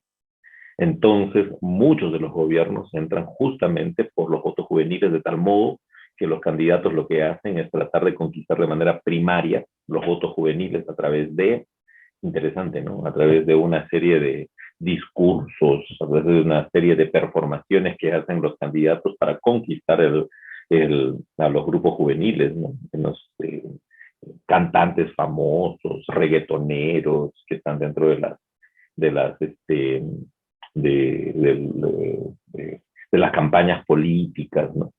Eso. Por otro lado, por ejemplo, los jóvenes, por lo general, son los que se levantan cuando el sistema está generando algunas opresiones bastante fuertes, ¿no? Los movimientos estudiantiles son fuertes. No le tienen miedo cuando los de las universidades nacionales se levantan a hacer sus protestas. No, no sé, allá ustedes, ¿no? No sé si tienen miedo cuando los de la San Carlos salen a protestar. O sea, sí, los jóvenes ejercen mucho tipo de acción política, ¿no? Recuerden también, lastimosamente, por ejemplo, los grupos guerrilleros, por lo general, están formados por jóvenes, ¿no? Los jóvenes son los que han impulsado muchos de los movimientos guerrilleros en distintas sociedades. ¿Qué te estoy diciendo? Es que los jóvenes tienen mucha acción política. Lo que pasa es que una cosa es la política, ¿no? La acción política. Y otra cosa ya es entrar en el ámbito electoral, ¿no? Partidista. El problema es que los jóvenes tienen mucha acción política, pero difícilmente pueden acceder a este ámbito que es el ámbito electoral. ¿Por qué?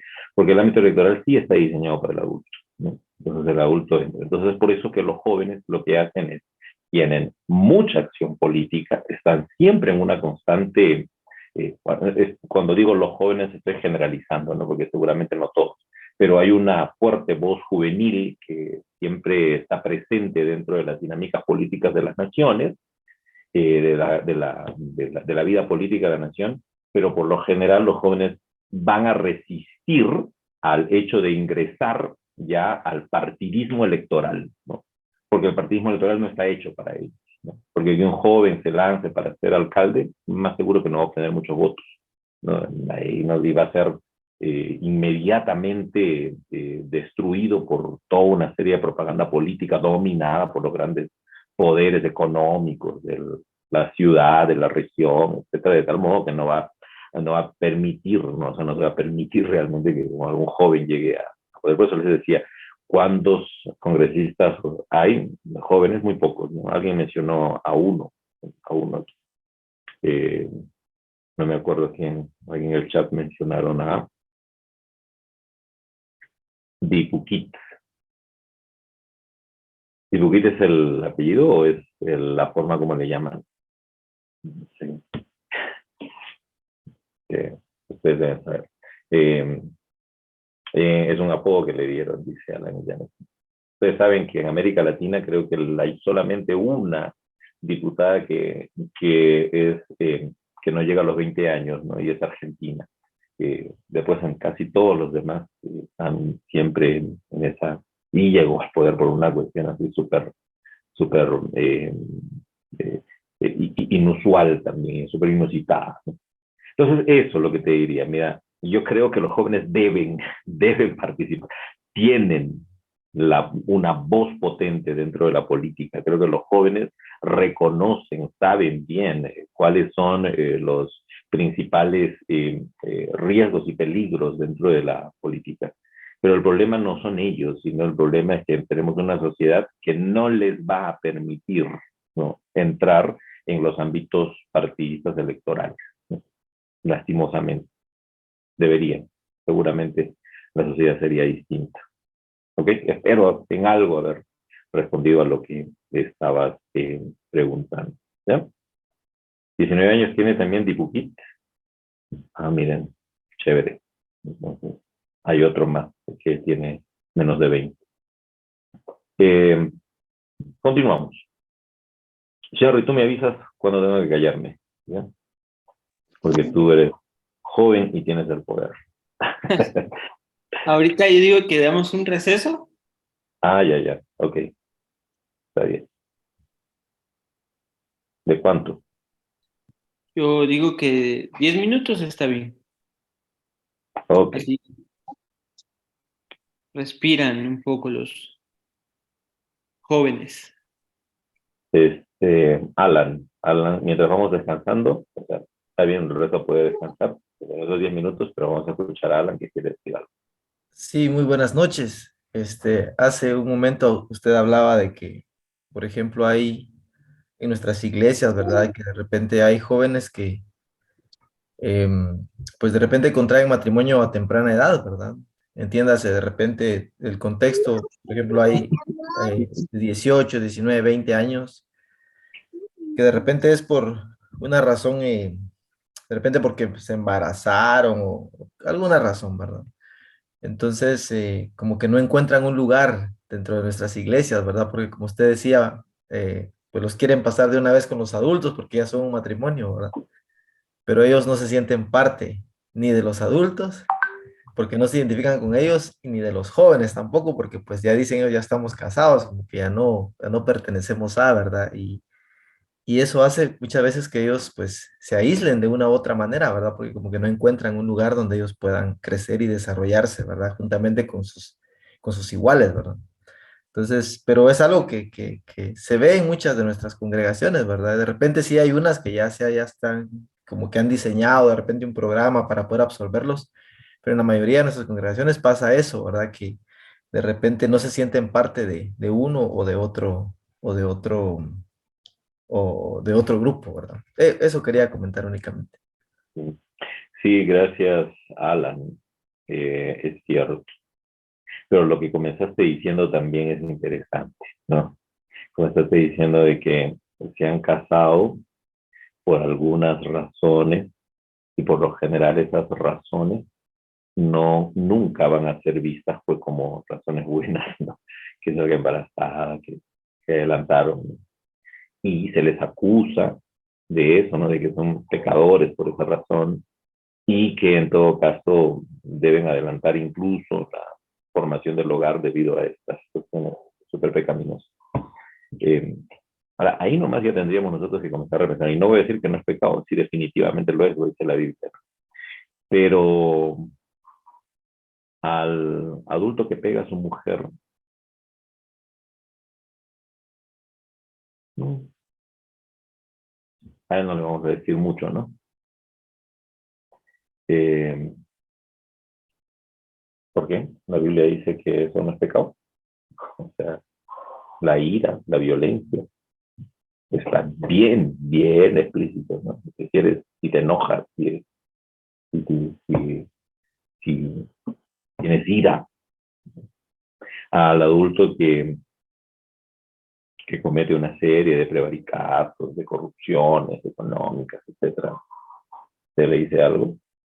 No, el 1 Corintios dice que los estafadores, los avaros no entrarán a premios. Pero fíjate cómo también en eso hay una especie de condena casi inmediata a la juventud, ¿no? O sea, hay que perseguir porque son fornicarios. Y como son fornicarios son terribles, entonces hay que ponerlos en disciplina a todos. A los adultos les podemos pasar por alto. Podemos pasar por alto que anden violentando contra sus hijos, contra sus hijas, que vayan haciendo un montón de cosas, ¿no? Eso es algo que también debemos nosotros realizar. Ahora, cuando cometen ese pecado, entonces inmediatamente la solución es pues llegar a adultizarlos, casan. Y después de que se casan, es decir, bueno, y ahora ya pues son adultos, tendrán que ir, pero no, nosotros todavía somos muchachos. No, no pueden estar con los más jóvenes, es más, ¿no? Porque no pueden estar con los más jóvenes, porque no vaya a ser que les contagien y los jóvenes también comienzan allá a fornicar todos, ¿no? O sea, a esas cuestiones que vuelvo a decir, son tan usuales y que a veces ni siquiera nos detenemos a pensar dentro de nuestras iglesias, forman parte de esto que estamos hablando, ¿no? Desde un adultocentrismo bastante fuerte que hay. ¿Por qué? Porque siempre vamos a tener en sospecha a los jóvenes, ¿no? Siempre vamos a sospechar de ellos. Por eso que el texto es claro, ninguno tenga en poco la juventud. sea, ninguno, nadie debe tener en poco a los jóvenes. Pero bueno, a veces la palabra de Dios sirve solamente cuando condenamos ciertas cosas, pero hay otras que no necesariamente nos interpelan, deberían, ¿no? Y no solamente es cuando el texto dice, por ejemplo, que de los niños es el reino de Dios. Sí, sí, qué lindos, pero no necesariamente cuando yo lo llevamos a la práctica, ¿no? Vamos a la práctica lo de los niños es el reino de Dios, sí, pero no los templos, por ejemplo. Porque los templos hay que construirlo para adultos, con los equipos de sonido para adultos, con las sillas para los adultos, y los niños tienen que estar 2 horas ahí atentos como adultos, porque será el reino de Dios para ellos, pero no los templos. Los templos es para los adultos. Vuelvo a decirte, ¿no? A veces lo que nos falta es dejar que el espíritu realmente pueda volver a interpelar nuestras vidas con estas cuestiones tan fuertes que Jesucristo nos propuso en su palabra. Alan y Ginette. Sí, buenas noches. Sí, aquí estoy con mi esposa. Y tengo una, no sé cómo consulta, que estaba pensando en esto del adultocentrismo. Y mi pregunta va como si tiene su raíz, digamos, en el tipo de liderazgo que hay en las iglesias, que mayormente está dirigido cabal por personas mayores, y un liderazgo, digamos, tipo dictatorial, donde el adulto es el que tiene la razón, dice qué es lo que hay que hacer y no permite errores. Entonces, mi pregunta va, digamos, en ese sentido, muy de la mano con el tipo de liderazgo que tiene las iglesias, o estoy equivocado. Ok, Alan. Gracias por la pregunta. Pero voy a hacer otra pregunta a Shenry. Shenry, ¿ya pasaron los 10 minutos? Todavía no. Ya. ¿Sabes por qué te digo esto? Porque justamente volviendo Lo siento. es de lo que voy a hablar, ¿no? Y tú has hecho la pregunta exacta para pasar a la otra diapositiva.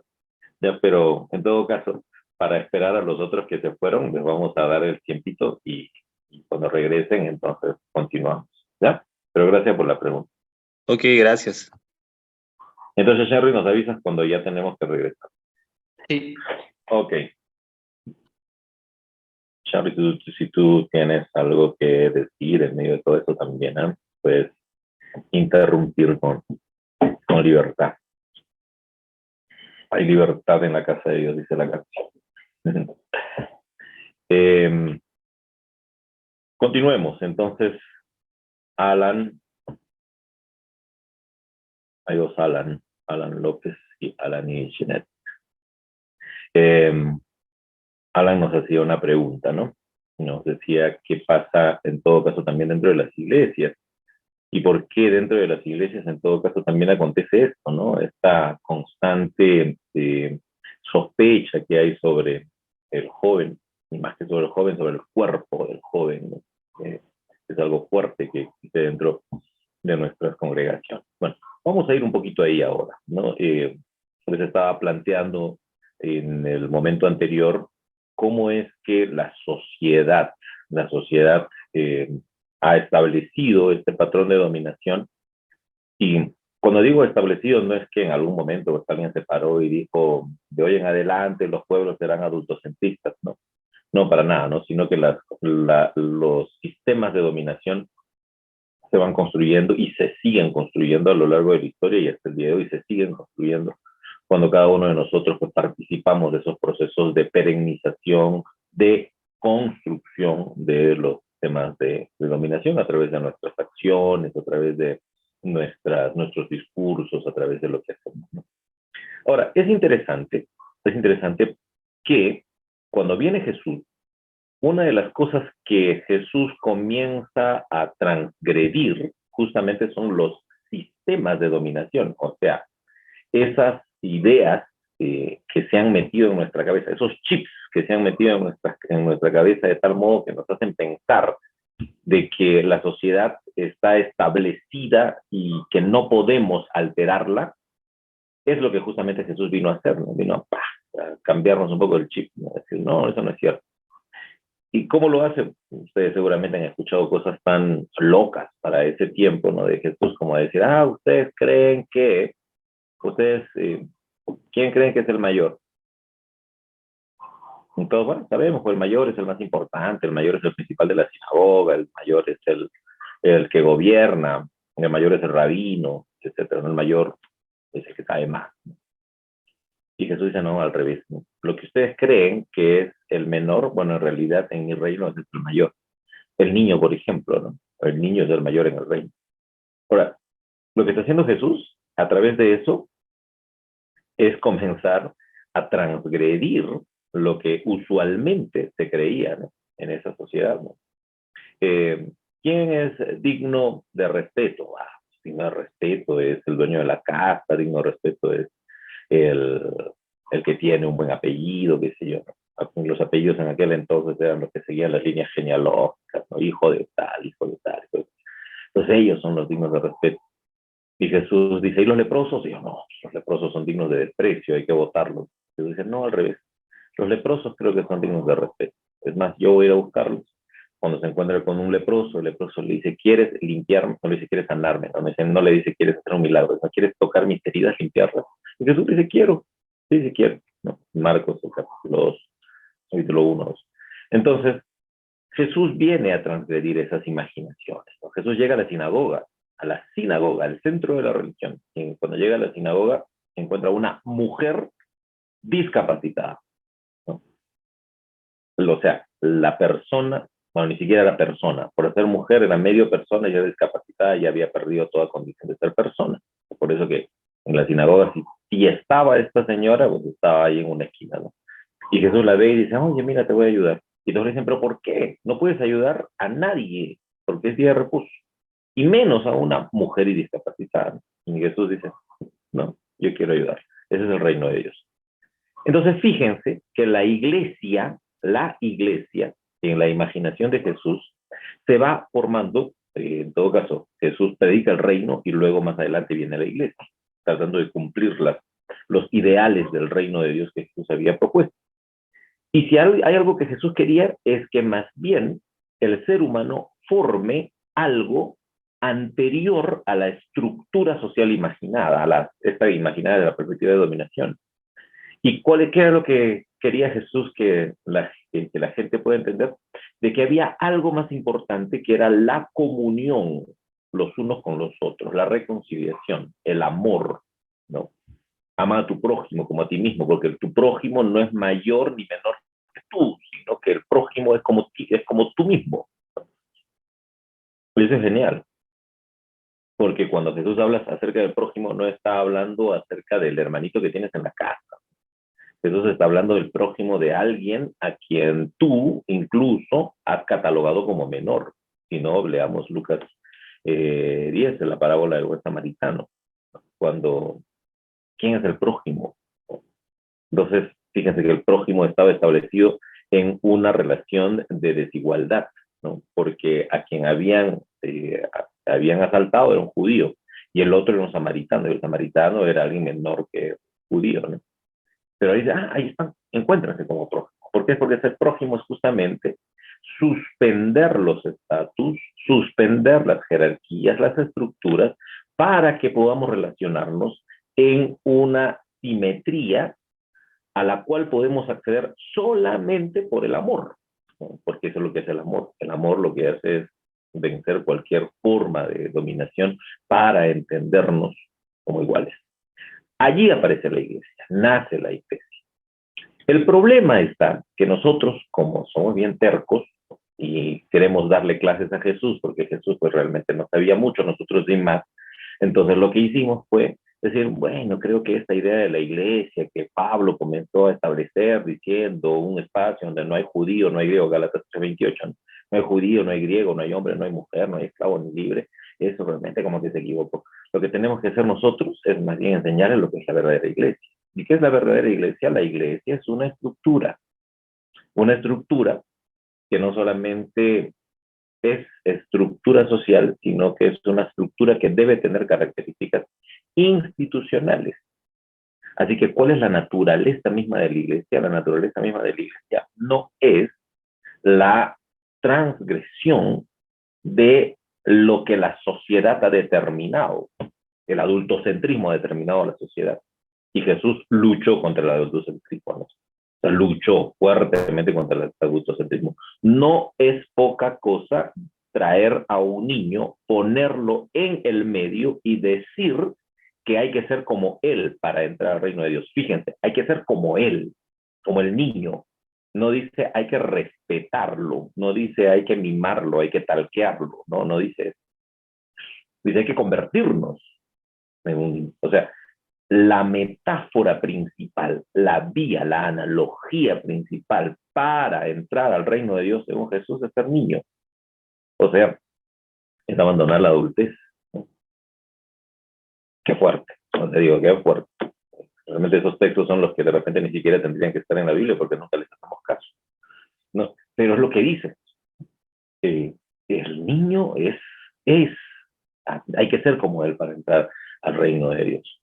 Pero como vuelvo a decir, nosotros como supuestamente sabemos más que Jesús, entonces lo que dijimos es no, lo que tenemos que hacer es reproducir lo que la sociedad dice. Y la sociedad lo que dice es que las sociedades o toda vida comunitaria, toda vida común, debe tener una estructura orgánica. Y no solamente tiene que tener una estructura orgánica, sino toda estructura orgánica nos lleva a la constitución de una institucionalidad. Y toda institucionalidad, toda estructura orgánica y institucionalidad tiene estatus y jerarquía. Y en toda estructura social donde hay estatus y jerarquía, siempre la adultez va a ganar. Por eso que, o sea, Jesús vivió en los años 30, Pablo en los años 50, 60, y Pablo defendía fuertemente los ideales de Jesús cuando trataba de establecer la idea de que la iglesia es un ámbito de reconciliación. Ojo, para Pablo la iglesia no es el templo, no es la sinagoga, son las casas. Y en las casas, las mujeres, las esclavas, los jóvenes, ¿no?, formaban parte de ello. Por allá por el año 90, o sea, casi unos 70 años después de Jesús, casi unos 40 años después del apóstol Pablo, aparecen algunos que comienzan a decir, no, hay que arreglar un poco esta situación y hay que poner un poco la idea de la institucionalidad. Y aparece esta carta de Timoteo, en el capítulo 3, diciendo, hay que nombrar obispos. Y no solamente obispos, sino que además diáconos. Y los obispos y los diáconos son los que forman parte de la institucionalidad. Y la institucionalidad tiene que tener estatus y jerarquía. Y la estatus y la jerarquía debe estar centrada en la adultez. ¿Adultez qué significa? Adultez significa alguien que tenga madurez, o sea, que tenga casa, que sea marido de una mujer, que tenga todas estas condiciones, que sea varón, por cierto, que sea varón. La mujer ya no puede ser. La fe, que en Romanos 16, quizás allá, para Pablo pudo haber sido algo, ¿no? Pero para nosotros no, tiene que ser varón. Entonces, allí empieza lo que justamente dices, Alan, ¿no?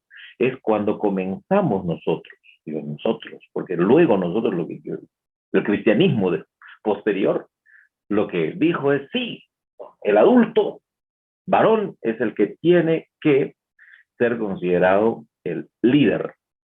¿Por qué? Porque esa es la demanda social. La demanda social, la sociedad nos está exigiendo de que nosotros nos constituyamos más como una institución orgánica. Y en esa institución orgánica, el adulto tiene que mandar, ¿no?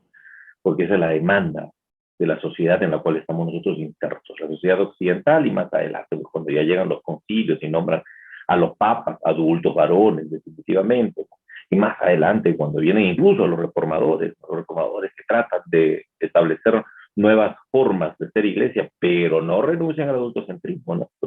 Los reformadores siguen planteando la idea de que las estructuras siempre tienen que estar dominadas por adultos varones.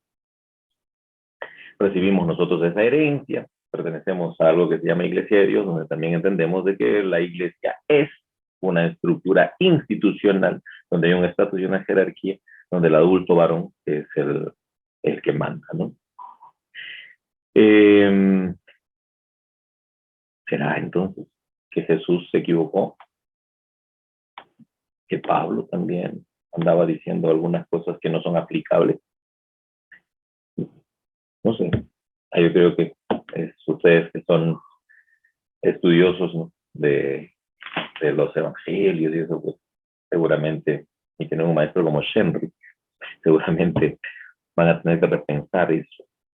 ¿Por qué? Porque yo también lo estoy repensando desde hace mucho tiempo, y no solamente repensando, sino procurando de que no solamente quede un repensamiento, sino también en mis acciones. ¿En qué devino esto? ¿En qué devino esta idea de que la iglesia es más institución que comunión? Es más estructura que la comunión, que desestructura. Para Jesús era eso. Para Jesús, la comunión se establecía cuando se suspendía el estatus. ¿Te han dicho que eres el principal de la sinagoga, Jairo? Pues yo te digo que la mujer con flujo de sangre es digna de recibir mi atención antes que tú, ¿no? Porque en el reino de Dios, los estatus y las estructuras no necesariamente son los que priman, ¿no? Estoy hablando de Marcos, el capítulo 5, ¿no? O sea, es algo que está ahí en el texto bíblico, no me estoy inventando. Entonces, cuando comenzamos a aceptar que la iglesia es eso, entonces comenzamos incluso a poner nosotros en duda ciertas cosas que son hasta el día de hoy, pues, increíblemente fuertes de toda esta congregación, ¿no? Cuando comenzamos a aceptar que la iglesia se define en la estructura adulta. ¿Por qué? Porque ¿quiénes son los que forman la iglesia? Los bautizados. ¿Y quiénes son los bautizados? Los que tienen conciencia. ¿Y quiénes son los que tienen conciencia? Los que han pasado un poco la juventud y medio adultos son. Es más, si alguien se bautiza a los 12, 13, es como que de repente hay que rebautizarlo más adelante. Ellos son los que forman la iglesia. Los niños no. ¿Por qué? Porque incluso nosotros dudamos de que los niños se salvan, porque nuestras prácticas y creencias las hemos incluso pensado desde esta perspectiva, del predominio del adulto. Oye, pero Jesús dijo que los niños es el reino de Dios. Seguramente que sí, pero nosotros decimos, ¿no?, de que ellos, como no son bautizados, no pueden participar de la cena del Señor, porque no sabemos si realmente son salvos o no. ¿Quién sabe si son salvos o no? Puede ser que porque como son almas puras, entonces de repente van a ser salvos, pero no podemos decir. Y uno dice, ¿por qué ponemos en cuestión esto? Ponemos en cuestión porque hemos vuelto a construir, a reconstruir algo que Jesucristo había construido, ¿no? Cuando dice que las puertas del Hades no prevalecerán sobre ella, o sea, las puertas de una sociedad jerarquizada que era Cesarea de Filipos, a la cual le llamaban Hades, no prevalecerá sobre la iglesia, porque la iglesia es el espacio donde realmente debemos reinventar la sociedad. Entonces, al fin, puede ser que de repente, más bien, por ahí medio prevaleció y nos dio la oportunidad de vivir en una cuestión que se llama iglesia, donde hay un predominio adulto. Y nos preguntamos por la niñez, nos preguntamos por las juventudes, ¿no? Está bien, hay que dejar que los jóvenes sí sean salvos, si pueden bautizarse, si pueden participar de los sacramentos, como por ejemplo la Santa Cena, pero los ministerios hay que comprobar bien si realmente tienen un ministerio o no. Yo trabajo en un seminario. Para que los jóvenes entren al seminario hay que comprobar que tienen ministerio, ¿no? Y sí, a veces a mí eso me duele, ¿no? Porque yo digo, ¿quiénes somos nosotros, no? Si el texto dice nadie tenga en poco conocimiento, el texto dice todos somos sacerdotes, real sacerdocio. Es más, nuestro principio fundamental protestante respecto a la iglesia es que creemos en el sacerdocio universal del creyente. Sí, pero cuando son jóvenes hay que dudar, ¿no? Porque no sé si es que los jóvenes están en búsqueda, etc. Esas cuestiones han venido justamente por eso. Ahora, cuando se construyó, ojo, no estoy diciendo que es algo que está, te digo, leyendo la Biblia uno entiende que la iglesia es otra dinámica, una dinámica completamente distinta. Vuelvo a insistir, no hay judío, no hay griego, no hay esclavo, no hay varón, no hay mujer. Pero cuando construimos sobre esa base la noción de la iglesia, construimos una base bastante jerarquizada, donde los líderes, como tú dices, son pues los que al final representan lo que es la iglesia, ¿no? En el catolicismo romano, cuando se dice la iglesia católica está en problemas, no es la gente que va los domingos, sino quiénes son. Son los que forman parte de esa estructura. Algo así pasa también con nosotros, ¿no? La iglesia de Dios está en problemas, es cuando el liderazgo, cuando entendemos la iglesia desde la perspectiva del liderazgo. De tal modo que nuestra doctrina acepta que la iglesia como concepto se realiza O sea, se hace práctica en algunas cosas, como por ejemplo la liturgia. Y la liturgia, pues lastimosamente también se ha convertido en un espacio para el dominio adulto. ¿Dónde se llevan a cabo las liturgias? En los templos. Y los templos no son para niños. Están medio para jóvenes ahí, pero más o menos también, ¿no? El otro día una hermana me dice, mira, esa señorita que está tomando fotos está masticando chicle. Voy a sacarla de chicle. Sí, sí, seguramente, porque el templo no está hecho para muchachos, ¿no? Y el chicle es la peor violación que uno puede hacer del templo, porque el templo es sagrado. Yo casi le digo, mira, yo en la palabra encuentro más que se vulnera la santidad de Dios cuando se murmura. Hay más veces. Y no hay ni una sola vez que dice cuando se mastica chicle. O sea, pero como es adulta, entonces ella tiene la voz para decir, no, es el joven que está violentando el templo, ¿no? Porque el templo tiene esa construcción, ¿no? La construcción de la comunidad misma. La comunidad misma es como que, sí, tenemos que construir nosotros una comunidad de hermanos y hermanas, pero esta idea de comunidad de los hermanos y hermanas, ¿qué cosa es ser un verdadero cristiano? Un verdadero cristiano es ser un adulto, ¿no? A uno de los, nombraron un pastor en mi iglesia de 23 años. Y cuando llegó, él era un chévere, un estudiante de aquí de seminario, se hizo pastor aquí, a los 23 años, jovencito.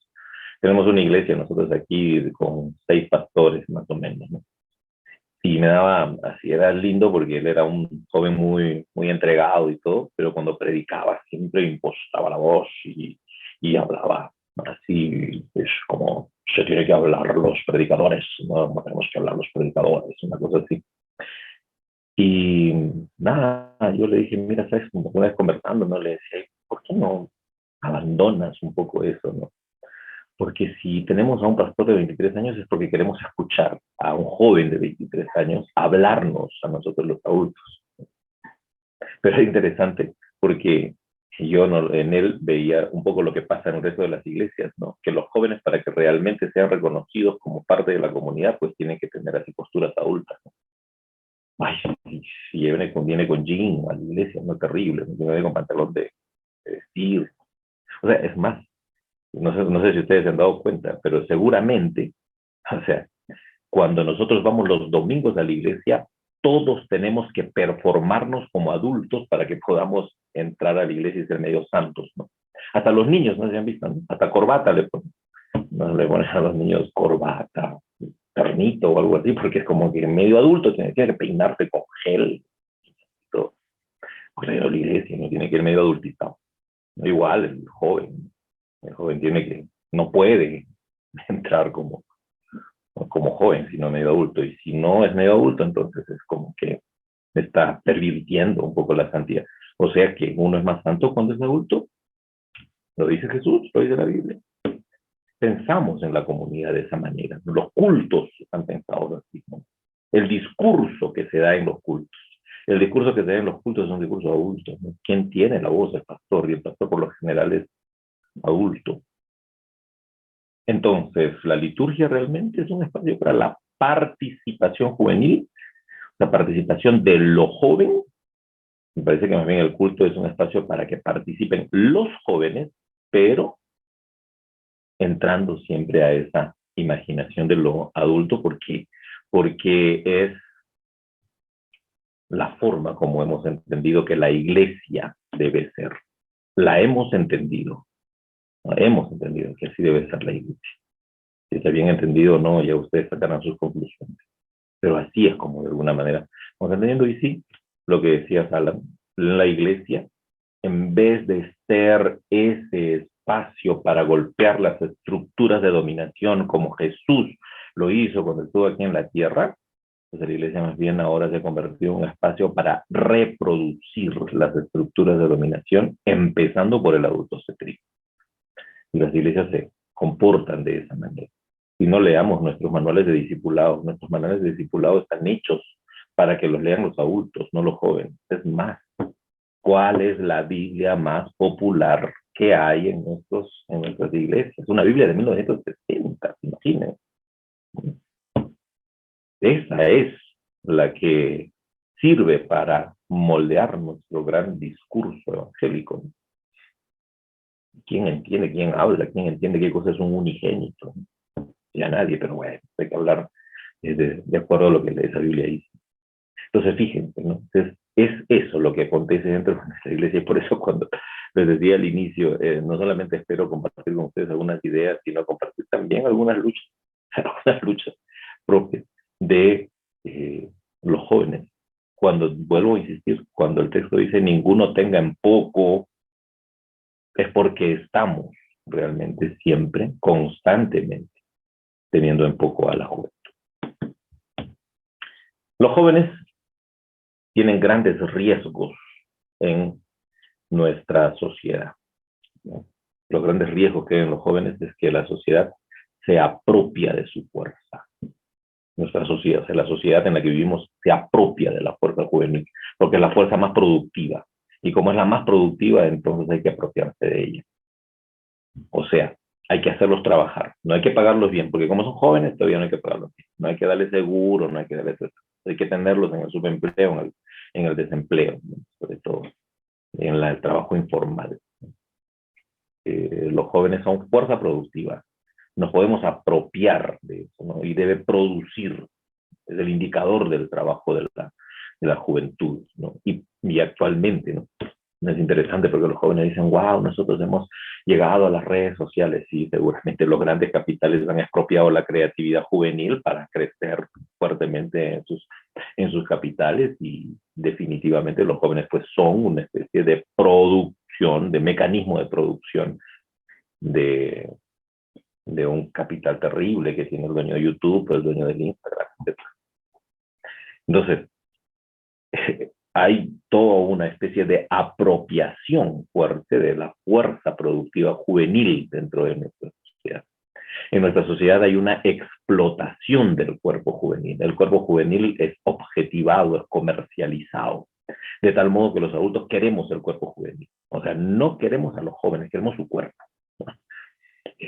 Y queremos en todo caso seguir moldeados bajo esa. Que algunos dicen, pero ahora todo el mundo quiere ser joven. No. Quiere apropiarse del cuerpo juvenil, porque el cuerpo juvenil es un buen objeto de sexualización, ¿no?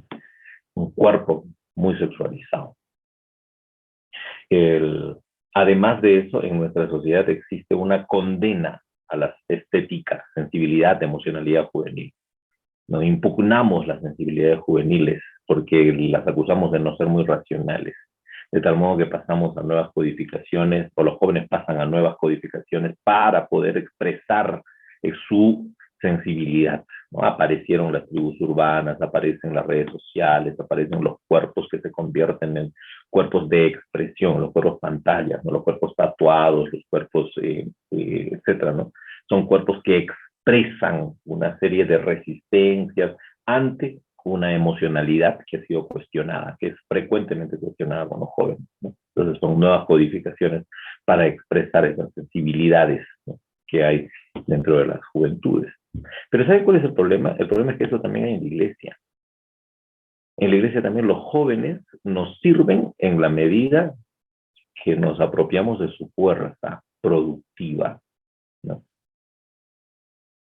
Y claro, los jóvenes tienen que hacer trabajos,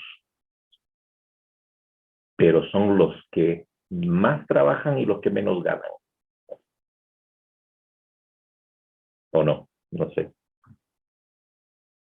Porque tener un ensayo de 3 horas y estar en 2 cultos durante toda la mañana del domingo, 2, 3 cultos que unos hacen, cantando, saltando, no es un trabajo poco. Trabajo, que no pidas nada, porque eso tiene que ser voluntario, pues, para el servicio de Dios. Hacer un video, 4 horas, 5, a veces más, 2 días, hacer un video para que salga bonito. Chévere, pero no pidas nada porque es para Dios. El pastor sí puede ganar, ¿no? Claro, pero joven, no, y más bien nos sirve la fuerza productiva juvenil para que incluso la iglesia pueda cumplir con ciertos propósitos. te vuelvo a decir, estamos reproduciendo de repente algunos modelos. Estamos también explotando el cuerpo juvenil, ¿no? Alguna vez vino un muchacho, me dijo, en este culto los jóvenes, este domingo los jóvenes se tomaron el culto. Ah, dije, qué chévere, ¿y de qué hablaron? ¿De qué predicaron? No, no predicó el pastor, sino que los jóvenes cantaron, danzaron. Ah, bueno. O sea, los jóvenes sirven para que puedan mostrar una imagen. Hillsong, ¿no? ¿Qué ha hecho Hillsong? Hillsong ha explotado la imagen juvenil, el cuerpo juvenil para vender un montón. Pero los pastores y los que dan los que administran, los que dan todo el discurso, las predicaciones, etc., no necesariamente son jóvenes, porque los jóvenes sirven para la espectacularidad litúrgica. ¿Cuáles son los ministerios en los cuales los jóvenes entran? ¿No? La danza, la alabanza, porque son así como que súper visibles. Pero que no digan nada, que lo digan mucho, ¿no? Y si van a decir algo, que lo digan como los adultos. Porque si dicen algo desde sus propias juventudes, pues mejor hay que evitar escucharlos, porque son inmaduros. Bueno, no tan inmaduros para danzar y para decir alabanza, ¿no? Pero para hablar. La condenación también de la estética de la emocionalidad juvenil, de cualquier cosa. Podemos escuchar de repente al joven cuando nos recita muchos textos bíblicos, pero los jóvenes no nos pueden enseñar a amar. Y dice el texto de Timoteo, ninguno tenga en poco su juventud, sino que más bien debe ser ejemplo de amor. Debe ser ejemplo de amor. Pero no. ¿Por qué? Porque en todo caso hay una sospecha respecto a la estética, la sensibilidad y la emoción juvenil. Entonces, yo diría que debemos nosotros, pues, repensar si realmente estamos dando participación a los jóvenes, o lo que estamos haciendo es reproducir lo que hemos entendido que debe ser la iglesia, el espacio para el adulto, y el joven es el sujeto de explotación, ¿no? Quizás debemos nosotros revisar un poco eso. Y quiero terminar solamente proponiendo algo que a mí me parece siempre fenomenal. En Marcos, el capítulo 15, el verso 51, el verso 52, aparece un neaniscos, un joven. Un joven que el texto le llama neaniscos. ¿Por qué? Porque está diciendo que incluso para la sociedad grecorromana, donde Jesús vivía, donde Jesús estuvo, y también la sociedad judía, el joven era un humano incipiente, un humano en formación, porque neaniscos, esta palabra en griego, viene de nuevo, neos. Y neo significa algo así como un humano nuevo, como un humano que recién se está haciendo. Entonces aparece un neaniscos, un joven allí. Un joven que estaba desnudo, cubierto por una sábana. Estaba como unos desnudo, cubierto por una sábana. Y ante la situación, lo que aparece es que el joven muestra la forma como la sociedad ha querido que el joven siempre esté débil, ¿no? Porque estaba cubierto por un manto, un sindón, un manto de dignidad, y lo que hacen es que le arrebatan el manto de dignidad para mostrar su debilidad juvenil. ¿Y cuál es su debilidad juvenil? Pues era un temeroso, era un miedoso, se fue huyendo. Esa imagen del joven es fuerte, porque eso era lo que pasaba con los jóvenes en aquel entonces. Los jóvenes no formaban parte de la sociedad, los jóvenes eran frecuentemente explotados para poder satisfacer, por ejemplo, las hipersexualizaciones o la conducta hipersexualizada de los adultos. Los jóvenes eran así, tenían que huir siempre, ¿no? Hasta que no sean ya adultos.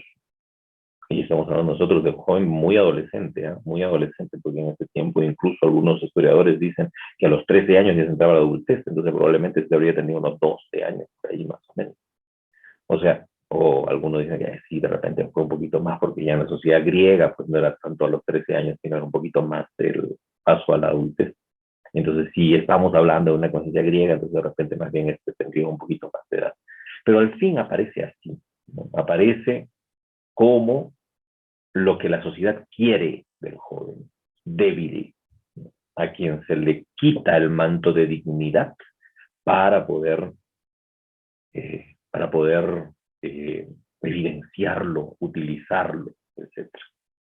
Pero fíjense que uno da la vuelta de la página, y cuando da la vuelta de la página, Jesús ha muerto y llegan las mujeres, y cuando llegan las mujeres al sepulcro, Marcos nunca va a decir que fue un ángel. Marcos dice, otra vez estaba el neaniscos, el joven. Y este joven estaba cubierto no por un sindón, no solamente por una sábana, sino por algo mucho más digno, una estolé, ¿no? Un manto de dignidad. Y a ese joven se le dio la posibilidad de anunciar el mensaje que transformaría la historia. Porque solamente un joven podría atreverse a decir que Jesús ha resucitado. Un adulto seguramente no hubiese creído, y eso pasó. Los adultos no creyeron. Marcos 16:8 dice que las mujeres lo escucharon y se fueron de miedo y no dijeron nada. El joven dijo que Jesús había resucitado. Y cuando dice el texto que dijo, utiliza este verbo, lego. ¿Qué significa lego? El joven configuró el discurso que serviría para que la cristiandad entienda de que Jesús es el Cristo. Fue el joven. No utiliza el término greo, que significa romper el silencio. No utiliza el término epo, ni el término femi, que es hablar. No utiliza ni siquiera el aleo, que es decir, articular algo, sino utiliza lego. O sea, él configuró un mensaje de alto y profundo sentido, a pesar de que era una locura. Porque quizás los jóvenes tengan muchas locuras en sus mentes, que son aquellas que pueden realmente darle sentido a nuestra iglesia, que está tan caduca porque ha dejado que el adultocentrismo se apodere de ella.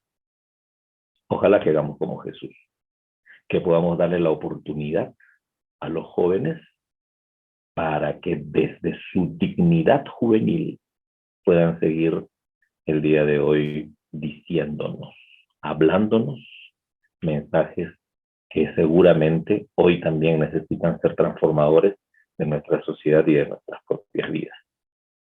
Ok, me voy a quedar allí porque creo que hasta ahora me tocaba hablar, ¿no? Y gracias en todo caso por esta oportunidad de compartir con ustedes este tiempo. Si de repente, no sé si hay oportunidad todavía para hacer alguna pregunta o algo así, estaría dispuesto, o si no, podemos terminar también. Gracias, Henry, otra vez, y gracias también por tu juventud y porque desde tu juventud nos sigues enseñando. Gracias, chicos. Gracias al profesor Abiud, ahí sí podemos mandarle algunos aplausos virtuales porque no lo tenemos en persona. Si alguno tiene alguna duda, pues puede hacerla para el profesor y le vamos a robar unos minutos más en este tiempo.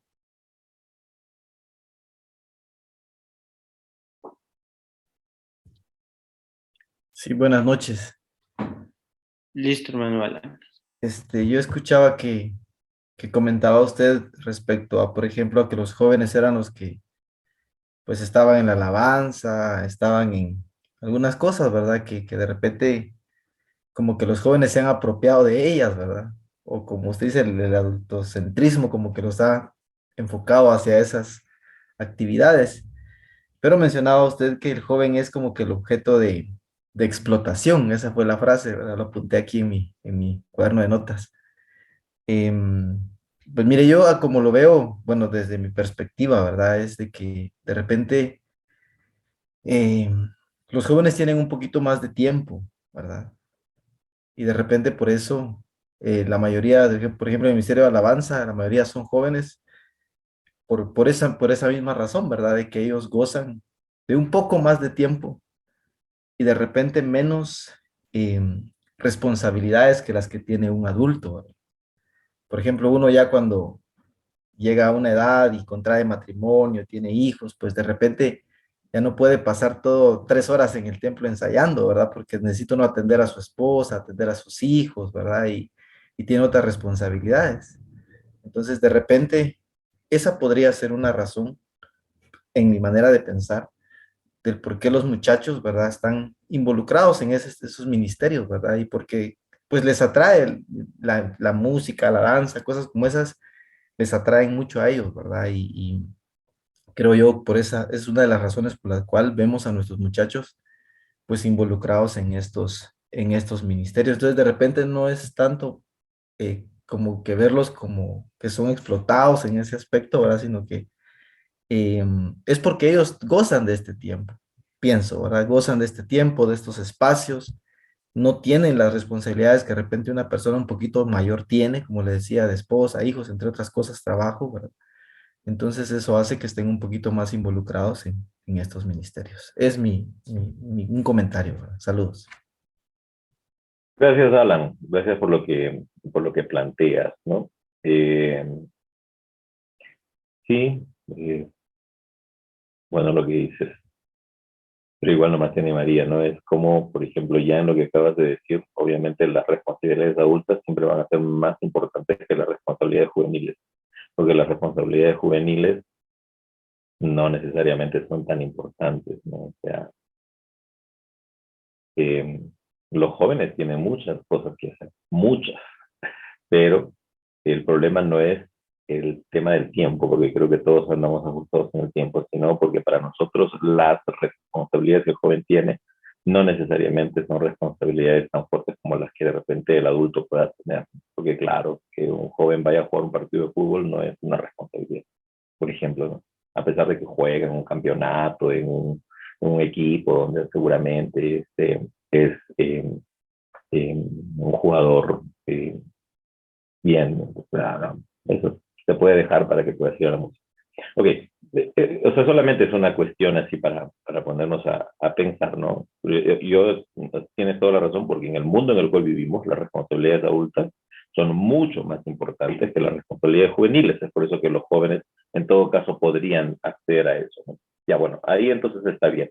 Pero la otra pregunta que tendría yo es, está bien, entonces ya los jóvenes, como no tienen tantas responsabilidades serias, son los que pueden dedicarse a la alabanza, como bien dices, pero que no pidan pago, ¿no? Que no pidan dinero, porque, porque eso que hacen lo tienen que hacer, algo así. O sea, esa es la cuestión, o sea, que hacen mucho, pero que no pidan nada, ¿no? Porque, porque bueno, hay tantas construcciones o justificativos que podemos nosotros dar. A eso le llamo yo un poquito la explotación. No solamente es porque los obligamos, porque es más, ellos van felices a la alabanza, como tú dices. Van felices, se quedan, por ejemplo, como hasta las 3 de la mañana a veces, cuando tienen que sacar canciones sumamente difíciles y eso, ¿no? Pero la iglesia les puede dar siquiera un sándwich. O sea, en la iglesia, o sea, no los hermanos, la iglesia puede sacar un poquito de sus ingresos para poder ofrecerles algo. No. ¿Por qué? Porque ese trabajo de repente no vale como para poder recompensarlo de acuerdo a nuestras lógicas que tenemos el día de hoy. Entonces allí es cuando yo digo, o sea, tengamos cuidado nada más. Pero gracias por el comentario, Alan, muy valioso. Gracias. Muy bien, gracias, profe, por este tiempo que ha dedicado con nosotros y gracias a todos los que están conectados aún y a los que, bueno, se desconectaron pues se perdieron la última respuesta. Gracias, espero que tengan una buena noche, profe Abel. Reitero mi agradecimiento por este tiempo que ha estado con nosotros y nos vemos en una próxima ocasión. Y a todos los que están todavía, pues nos vemos el próximo mes también para seguir con estas capacitaciones. Que Dios los bendiga y que pasen una buena noche. Descansen. Gracias, Henry. Gracias a todos. Nos vemos. Cuídense.